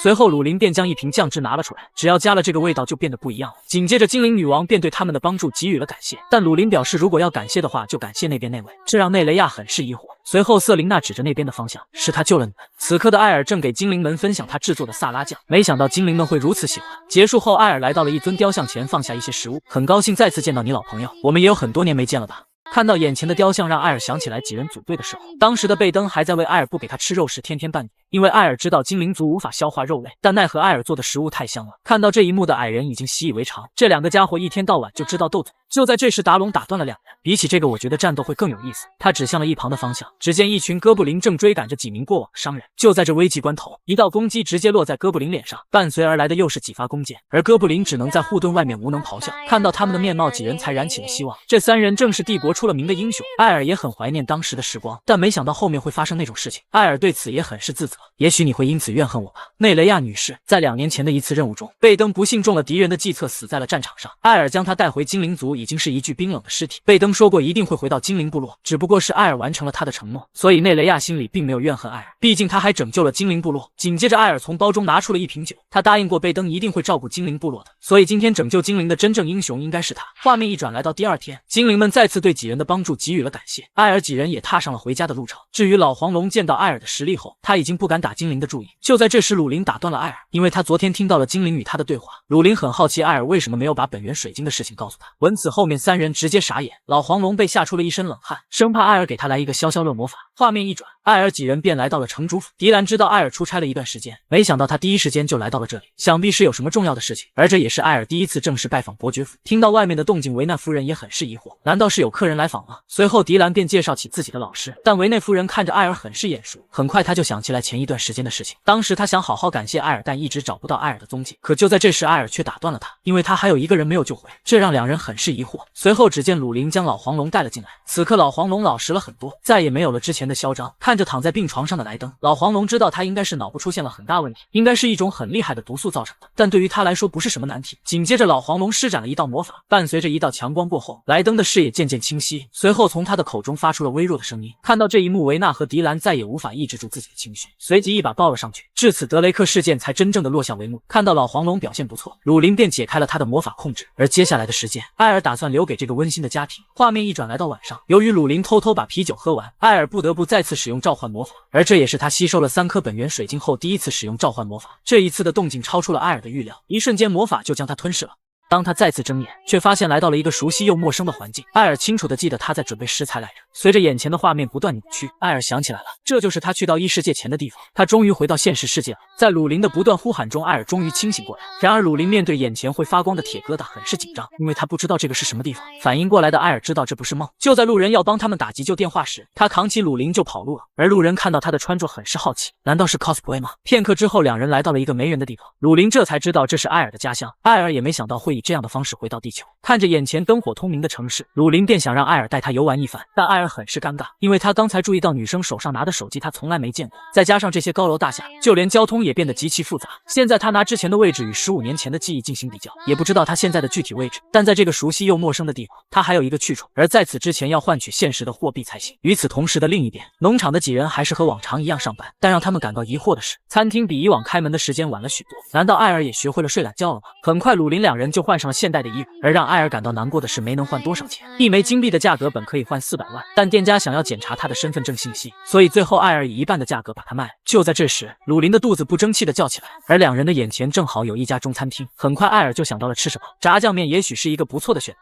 随后鲁林开始狼吞虎咽地吃起来，炸酱面的味道吃起来是美味鲜香。可当艾尔拿起菜单时，直接傻眼，因为他清楚地记得炸酱面以前是4000元，现在直接翻了1倍。不过他也没有存钱的打算，现在先填饱肚子再说。随后艾尔就带鲁林品尝异世界没有的食物，顺便自己也重新了解一下这个时代，毕竟还是和他记忆中的差别很大，也多了很多他没见过的事物。与此同时，餐厅外来了很多顾客，可餐厅已经2天没开门了，没有人知道艾尔去了哪里。从没见过艾尔会不辞而别的，如果再这样下去，餐厅的口碑会受到影响的。于是利特提出了自己的想法，也许我们可以尝试一下帮艾尔经营餐厅，想必所有的食材里面都会有。而玩了一天的2人也踏上了火车，虽然艾尔可以用魔法飞行或传送，但也许那样会吓到别人。鲁林透过火车车窗欣赏着外面的风景，他对艾尔的家乡很是喜欢。可就在这时，艾尔却叫住了他，如果我想让你留在这里，你会选择留下来吗？闻此，鲁林也很是纠结，他不知道该如何选择。艾尔示意他不用急着回答。与此同时，鲁林也询问他，如果我拒绝你，你愿意放弃住在这里和我一起回去吗？这让艾尔想起来刚到异世界那一段时间，他每天研究传送魔法就是为了回到地球。可尽管他耗尽能量都无法打开异世界的大门，就在艾尔想伸手触摸眼前只有手指大小的传送门时，身后的2人直接制止了他，因为这个魔法极其不稳定，如果他伸手触碰手指可能会被能量切断。当时他的想法只有一个，那就是回家，因为等战争结束，精灵会回到精灵部落，矮人也会回到矮人的山洞，而他又该去哪里？看着失落的艾尔，鲁林打断了他，也许你可以去我的洞穴，但在此之前我们先去看望你的母亲。与此同时，利特学着艾尔切肉的动作有模有样的切着肉条，看着肉的大小和艾尔切的差不多，而接下来就是生火。可他却发现底下没有任何的燃料。这时马特想起来了艾尔使用的是魔法，随后两人将目光看向了艾琳娜，伴随着艾琳娜吟唱魔法，一道小小的火苗出现在众人面前。见此，瑟琳娜默默地吟唱咒语，随后一道强大的火焰覆盖了烤盘。别担心，我这里的火焰管够。在大家的帮助下，所有的食材都准备好了。可当一块黑乎乎的食物端到桌面，顾客检查顿时傻眼。诺尔先生也学着艾尔做沙拉的配料，可仅仅只是一口，客人就受不了了，因为里面全是盐巴。看着顾客的反应，利特顿时感到紧张起来，因为再这样下去，餐厅就要提前关门歇业了。不过在此之前要把火焰降低一些，但我不认为他有任何减少火灾的意图。我要怎么做才不会烧糊呢？就在这时，他注意到一旁的铁桶，也许我可以尝试一下。而此刻的艾尔回到了他以前居住的小区，虽然很多地方都改变了，但还有一些是记忆中的样子。很快他找到了记忆中的房子，艾尔悬着的心终于落下，我终于回到家了。随后他敲响了房门，此刻他非常紧张，要以什么样的心情见母亲呢？他应该能认出我吧，因为我的发型还是15年前的样子。可等了半天，房间没有任何动静，难道是母亲睡着了吗？没想到的是，隔壁的房门却开了，想来是隔壁的邻居。艾尔随即便询问不知道604的人去哪里了，可少女却是感到十分震惊。你难道是正花小姐的儿子吗？闻此，艾连忙点头。你知道我妈妈在哪儿吗？少女擦了擦眼角，她已经不住这里了。随后他便带艾尔两人去一个地方，你母亲告诉我很多与你有关的事情。而此刻艾尔很好奇为什么要往山里去。少女轻叹一声，为什么你现在才回来？如果你再早2年，也许就能见到她了。原来就在几年前，艾尔的母亲就被诊断出胃癌，尽管她做了胃部切除手术，但3年前癌症还是复发，现在无论如何她都不可能回来了。紧接着邻居便从袋子里拿出一封信件，这是他唯一留下的东西，他写了一封回信，以防你会回来看他。艾尔看着眼前破旧的信件，随后慌张地将其打开，一旁的鲁林看出来了，这是鲁汶王国的纸张。就在几年前，艾尔掌握传送魔法的时候就写了这封信，上面讲述了艾尔成为了一名魔法师，并打算开一家属于自己的餐厅，但由于魔法不稳定，他也不知道母亲有没有收到。看着这下面的落款，艾尔的眼泪再也抑制不住，他从没有想过会以这样的方式见到母亲，后悔自己没有多寄几封信件。画面一转来到另一边，此刻餐厅还是像往常一样人来人往，因为经过利特的摸索，他渐渐地掌握了一些食物的做法，再加上经常吃艾尔做的食物，他很大的还原了之前的味道。当然少不了其他人的帮忙，客人的问题不用再担心什么，但让他们担心的是艾尔什么时候回来。而此刻的艾尔在森林里待了1天1夜，怕他熬坏身体，鲁林便示意他先吃点东西。紧接着艾尔叫住了他，对不起鲁林，之前是我说谎了，如果你不想留在这里，我会让你一个人回去，现在我已经一无所有了。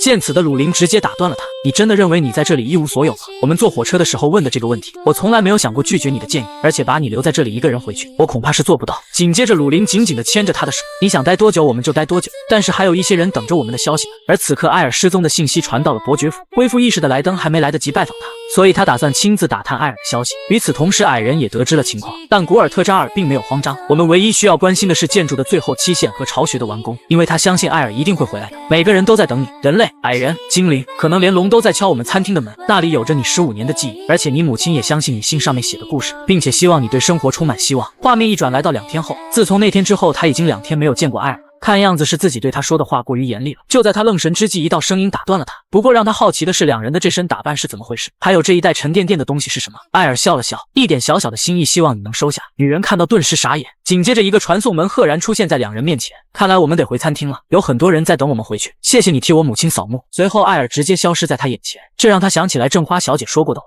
他想快点好起来去看一家餐厅，他的距离有些远，但想必他现在已经开业了。那是他儿子开的，他的名字叫魔法师餐厅。看着消失的两人，女人久久没回过神来。他没想到正花小姐说的都是真的，他的儿子真的是一名魔法师。画面一转，艾尔和鲁林再次回到异世界，不过他们现在所在的地方离餐厅的地方好像有些远了。就在鲁林想用传送魔法时，艾尔打断了他。随后，艾尔随手搓了一个更强大的传送门，这可把鲁林看傻眼。你是什么时候学会空间魔法的？原来艾尔发现他与次元魔法的原理相似，所以就随手练习了一下，没想到真的成功了。回到餐厅外围的艾尔很是苦恼，因为他不知道要如何跟大家解释。不辞而别了这么久，想必大家一定很生气吧？估计现在的客户都已经走完了。可等两人看清，顿时愣住，眼前不知什么时候出现了一尊雕像，这让艾尔不禁有些怀疑他们是不是来错地方。而此刻的餐厅内，利特正义愤填膺地讲述艾尔的英雄事迹，底下的客户听完也很是感动。紧接着他话锋一转，这就是当年治愈伯爵病的那道菜。闻言，客人们纷纷抢着下单。与此同时，一只龟头悄悄从门后探了出来，这可把利特吓了一跳。你们是什么情况？最好给我解释一下。随后一旁的莱登叫住了他，很高兴再次见到你，这一切都是我的主主意。就在两人消失的那个夜晚，所有人都慌了，但为了餐厅能够运营下去，他们用尽了所有方法。紧接着，艾尔尝试了一下利特做的食物，发现他做的水煮肉片还不赖，看来这小子有当厨师的天赋。很好，你的做法让我相当满意。不过外面的雕像谁能给我解释一下？紧接着，莱登表示是为了纪念艾尔的成就。很早，莱登就听说了在龙之战中有一个传奇的人物，他无视上级的命令，独来独往。他是最差的士兵，但他也是最好的法师。据我所知，他的名字就叫艾尔。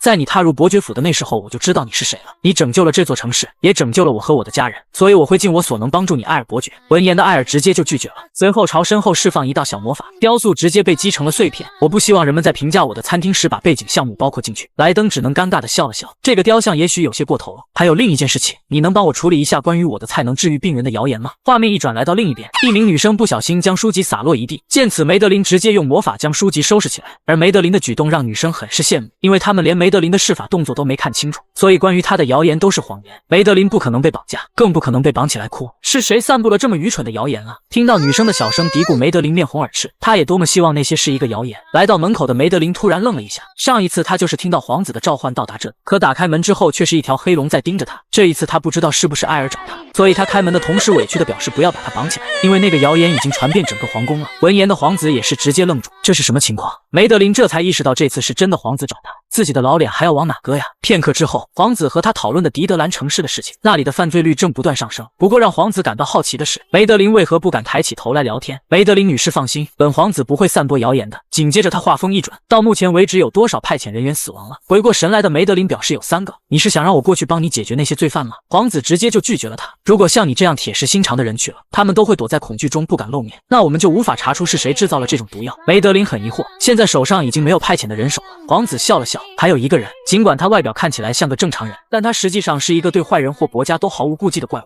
就在艾尔回到异世界后，他也带回来了不一样的美食，而当下最热门的是烤肉拌饭。将烤肉切成条状，摆成好看的形状，然后撒上少许白萝卜和一些葱花，一份简单的烤肉拌饭就做好了。紧接着艾尔便让鲁林端给需要的客户，可当食物拿到瑟琳娜面前时，他却是顿时傻眼，这怎么看也不像是烤肉拌饭，因为上面一块烤肉也没有。看着鲁林还在吧唧着嘴巴，瑟琳娜知道是他搞的鬼，两人为此直接大打出手，而一旁的维奈夫人却吃得津津有味。原来她知道了迪兰一直都会来艾尔的餐厅吃饭，所以她也想来尝试一下，没想到直接就爱上了这里的食物。与此同时，餐厅大门被再次推开，能给我来2份他们吃的食物吗？艾尔用余光瞥了一眼，随后轻叹一声，当然可以。很快2份烤肉拌饭就做好了，于是男人迫不及待地尝试起来，这里的味道确实让我大吃一惊。一旁的女人也给予了肯定。见此，艾尔看着他调侃起来，是吗？你好像不是那种容易感到惊讶的人。这让乔装打扮的莱昂皇子很是尴尬，没想到艾尔一眼就看出了他们的身份，顺便问一下发生什么事了，你为什么要把自己伪装起来？皇子笑了笑，首先第一件事就是我想来尝尝这里的美食。紧接着他从口袋拿出了一瓶蓝色药水，第二件事就是关于药水的事情，这是一种致命的毒药，它可以摧毁人类的大脑，而莱登伯爵就是中了它才卧床多年，现在这种毒药正慢慢蔓延到整个帝国，所以我们想知道他的幕后凶手。突然，餐厅大门被2个男人一脚踹开了。如果你们不想死，就乖乖的按我们说的去做。闻此，一旁大闹的2人也停下了手中的动作。维内夫人被吓了一跳，她没想到会在这里遇到强盗，这可把埃尔几人看傻眼。马蜂窝这么多，他们却选择了最大的。很快2人就被梅德林制服了。首席法师大人饶命，我们再也不敢了。听到有人叫他首席法师，梅德林很是高兴。没错，我是帝国唯一的7阶首席法师。这让莱昂皇子很是尴尬，可能是梅德林女士最近压力有点大。紧接着艾尔话锋一转，你想让我负责调查找出毒药的来源？皇子给予了肯定，不管我们怎么审问迪德兰伯爵，他什么都没说，并且派往那里调查的指挥也都死了，所以我敢肯定这2个人就是从那边跑到德雷克城市的。但你为什么要把这么重要的任务交给一个餐厅老板呢？皇子也表示无奈，迪德兰伯爵的城堡被人摧毁了，导致很多线索被中断，我想知道他是否觉得对目前我们无法控制的局面负有一点责任。这让艾尔很是尴尬，这个消息是谁告诉你的？皇子摆了摆手，我不能告诉你，我必须严格保密，唯一能告诉你的是这个人是帝国的7阶法师。这让一旁的梅德林惊出了一身冷汗，艾尔也很无奈，没想到放个烟花会牵连到那么多。他随即接受了皇子的任务。还有一件事，梅德林待会过来找我一下。画面一转来到迪德兰的郊外，这里的百姓大部分都流落街头，因为迪德兰的财政问题导致城市变得混乱，再加上莫名出现的毒药导致没人接管这里。艾尔也没想到这比他想象的还要严重，如果靠自己一个人也无法抓住所有人，并且那样会打草惊蛇，必须要想一个办法才行。紧接着他叫住了鲁林，我有一个计划，你要不要听听？但这个计划听起来有点危险。鲁林示意艾尔不用担心，因为他愿意为艾尔做任何事。画面一转，鲁林就被抓到了牢房，里面的人见到他皆是露出了一脸猥琐的表情，就好像一群豺狼看到了一只小绵羊。鲁林也没想到牢房竟然没有分开男女，不过谁是绵羊还不一定。就在这时，一道呵斥声打断了他，我听说今天抓到了一个不错的小妞，此人正是狄德兰城市的总管里卡多。鲁林也没想到所谓的强盗是管理这座城市的人。看到鲁林叛逆的样子，里卡多很是开心。他有点叛逆，但这正是他的卖点。闻此，鲁林眼里充满了杀意。就在这时，身后的侍女打断了他。原来是帝国派来的第4个伯爵到了。很快他就来到了会客大厅，不过这让他很生气。这家伙难道不怕死吗？想必他已经知道了这里走了3个伯爵了，但表面的功夫还是要做足的。只见他微笑地朝里面走去，欢迎尊敬的伯爵大人，我听说你是从皇宫来的。艾尔坐在沙发上翘着2郎腿，从现在起我将负责管理德伦城。看着眼前的帝国印章，里卡多知道这是真的。不过新城主来的比他想象的还要快一些，这是他不乐意看到的。紧接着他便出言提醒沃尔克伯爵，在你前面已经有3名城主莫名死亡了。艾尔笑了笑，你是说我会成为第4个吗？里卡多没有回答，只是笑着搪塞了过去。我怎么敢拿这种事情开玩笑？这让艾尔找到了发挥的理由。紧接着他在里卡多的面直接撕碎帝国的任命书，这样做才是真正的不尊重。见此，里卡多惊出了一身冷汗，他没想到新来的伯爵会这么大胆。要知道这种事情传出去就是牢底坐穿的。而艾尔此刻就表现得像一个不知天高地厚的纨绔，比起那无聊的管理，我更希望这是一个有趣的地方。难道就没有我们利益一致的领域吗？里卡多闻此并没有说什么，只是脸色变得无比阴沉。画面一转来到另一边，鲁林被带到牢房之后就一直待在这里。虽然他可以轻而易举的离开，但为了艾尔的任务，他不得不忍住暴脾气。紧接着他就被牢狱带离了牢房。见状，身后的牢友脸上露出了一抹兴奋之色。用不了多久，你就会无比怀念这个地方，因为和那里相比，这个牢房就宛如天堂。鲁林用余光看着身后这几个嘲讽的家伙，不过他知道接下来去的就是艾尔要找的地方。与此同时，里卡多在暗处观察着鲁林的一举一动，因为他发现少女出现的时间和城主上任的时间完全吻合，但他也不清楚两人有没有关系，这让他很是纠结。他现在不能再杀死官员了，不过比起以往的伯爵，他更喜欢艾尔的性格。就让我看看你是装腔作势，还是真的值得入伙。画面一转，艾尔看着眼前的药剂陷入了沉思，他不知道自己的演技有没有骗过里卡多，如果直接提起会让他有所防备，他现在只能寄希望鲁林那边有一些收获了。就在这时，房门被敲响了，只见女管家端着一杯茶走进来，艾尔客套了2句便让他把茶水放一旁，可女管家却是不为所动。侍从大人让我在确认你喝了一口茶之后才离开，他说这是信任的象征，这让艾尔内心猛然一震，难道这个家伙敢公然毒害官员了吗？但如果想取得他的信任，就要把茶喝了，借口拒绝喝茶管事就不会暴露他的真实意图。看着眼前的茶水，艾尔没有犹豫，直接拿起一口喝完。突然他感觉一股燥热感涌上心头，而一旁的女管家嘴角微微上扬，你们的茶还不赖吗？喝太快差点被呛到了。艾尔赌对了茶里没毒，我这是通过他的测试了吗？紧接着女管家再次打开房门，接下来就剩下最后一件事情了，希望您能玩得开心。艾尔轻叹一声，看来里卡多那个家伙很懂事啊。闻言的管家便转身离开了，只剩下一个双眼无神的女人。艾尔一眼就看出了眼前的女人已经被操控，就在他想将女人唤醒时，猝不及防的艾尔被女人直接推倒压在身上。画面一转来到另一边，一个男人正黑着脸正审讯着眼前的2人，他们正是被梅德林制服之人。看到他们回到这里，男人很是生气，随后直接吩咐手下把他们带到实验室。闻言的2人直接慌了，连忙求饶，因为他们知道那个实验室会让人生不如死。此人正是狄德兰贩卖人口的头目李德。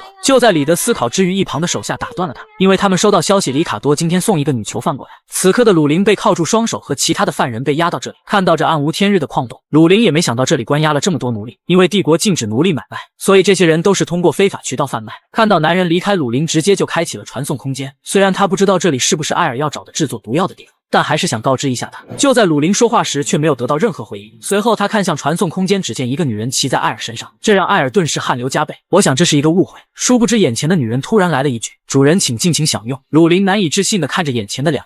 下一瞬，一股恐怖的能量从他体内爆发，所以这就是你说的计划。时间回到几分钟前，艾尔也没想到被女人扑倒的同时，鲁林也开启了传送门。见此一幕，鲁林很是生气，手里的锁链直接就碎成了铁疙瘩。艾尔连忙解释起，并让鲁林冷静下来，这一切都是误会，眼前的女人已经被别人控制了，因为鲁林的气息很可能会让他们的头目察觉，毕竟2人好不容易才潜入伯爵府。闻此的鲁林才收敛了气息，这件事情我们之后再好好聊聊，不过你最好做好准备。艾尔表示很冤枉，谁来评评理啊？与此同时，巡查的守卫察觉到牢房中的异常，见此鲁林只能将传送空间关闭。随后他话锋一转，我只是想反映你们的锁链太劣质了，我想换一副新的。这可把一旁的守卫看傻眼，而鲁林的举动已经被李德尽收眼底，并从他的气息推断出鲁林是一条龙。闻言的副统领内心猛然一震，李德知道自己是不可能打得过他的，所以他只能去找另一个人了。画面一转来到第2天，里卡多再次来到艾尔的房间。昨天送的礼物还满意吗？说到这个，艾尔就来气，差一点就跟鲁林解释不清楚了。不过他现在只能强压怒火。我很喜欢你们的礼物，那个女人我想多留几天。顺便说一句，这不是我第一次见到奴隶，但她似乎有些与众不同。闻此的里卡多嘴角微微上扬，你也注意到他们的特别之处了吗？一个被精神控制完全服从的奴隶，不必担心他们逃跑或反叛，他们服从你给他们的任何命令，所以他们可以做任何你想要的。艾尔也没想到除了找毒药外还有这么严重的事情。此刻他正想着要不要把奴隶市场连根拔起，如果不把它处理掉，不知道有多少无辜人被毁掉。所以你是想扩大奴隶市场，利用我的身份创造一条向帝国中有影响力的贵族出售途径，对吧？里卡多摸了摸自己的胡子，看来和你合作是一个正确的选择。紧接着艾尔话锋一转，但在此之前，我想向你确认一些事情，那些奴隶跟那个叫修炼室的地方有关吗？这让里卡多瞳孔猛然一震，他没想到眼前的伯爵连这个都知道。艾尔示意他不用紧张，如果我不了解一些情况，自然不会与你合作。现在我可不可以看看整个流程？里卡多笑了笑，我们已经是合作伙伴了，你当然可以知道这些过程。画面一转来到另一边，彼得敲响了一扇房门，我这边好像有个问题有点难处理，而他所见之人正是红龙希特尼，因为他察觉到鲁林身上的气息和希特尼的很像，所以他只能请求希特尼出手了，毕竟里面的生意也有红龙的参与。与此同时，艾尔在里卡多的带领下终于来到了他们制作毒药的地方，这里到处都是魔法的痕迹，他猜测有一个强大的魔法师在背后，而且这些人的身体情况看起来似乎不太好。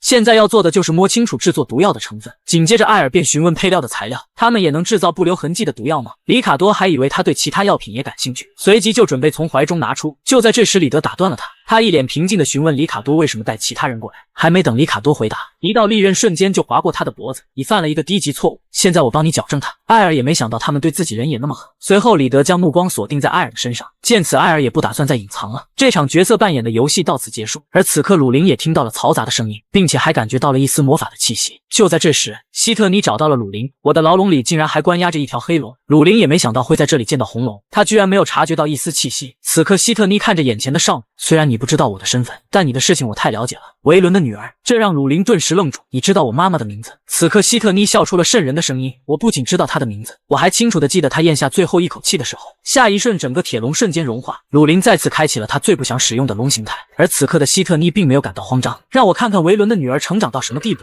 在红龙的不断嘲讽下，鲁林开启了龙形态，对着他就是一击龙吐息。待烟雾慢慢褪去，地面上赫然出现一个巨大的洞口，这可把一旁的士兵看傻眼，自己2500工资哪有见过这么大的阵仗，连忙起身逃跑。此刻的红龙依然在不断挑衅，下一瞬数道烈焰径直朝鲁林袭去，你应该留在德雷克，和你带来的人类男人玩过家家。而接下来就是两条龙之间的战斗了。画面一转来到另一边，看着药材被烧毁，李德却是无动于衷，这样正好帮他销毁证据。但艾尔怎会如他所愿，随手一道冰魔法就熄灭了所有火焰。如果他毁掉了所有的证据，那就太可惜了。看到艾尔能轻易的使用高级魔法，李德知道他不是一名真正的官员，于是李德假装询问艾尔为什么出现在这里，趁机分散他的注意力，随即对艾尔进行偷袭，但没有对艾尔造成任何伤害。看来你的魔法确实相当了得。艾尔也没想到他是一名1级的骑士，所以你是从皇宫里出来的吧？这让李德内心猛然一震，没想到光凭自己的随手一击就猜到自己的出处，这让他觉得事情越来越有趣了，但同样的也让他感觉到了危险。紧接着他使用了更强的拔刀斩，艾尔挥动了几根手指试图限制李德的行动，但都被他躲避了魔法。原来他可以看穿魔法的流动，仅仅只是一瞬，李德就突袭到了艾尔的身前，这可把艾尔看傻眼。但好在艾尔的释放速度足够快，而李德知道艾尔不会使用大范围的魔法攻击，他正是利用这点对艾尔进行突袭，因为他知道艾尔要保护现场的证据。紧接着无数剑光将艾尔包围，此刻艾尔察觉到了这已经超出了1级骑士的范畴了，他的剑术使用的非常精湛，看似在攻击四面八方，实则所有的伤害全部汇集在一个点上。他知道如何杀死一名法师。伴随着李德全力挥出一道剑气，艾尔的护盾被直接洞穿了，但依旧没有对他造成伤害。艾尔也不得不佩服李德做法，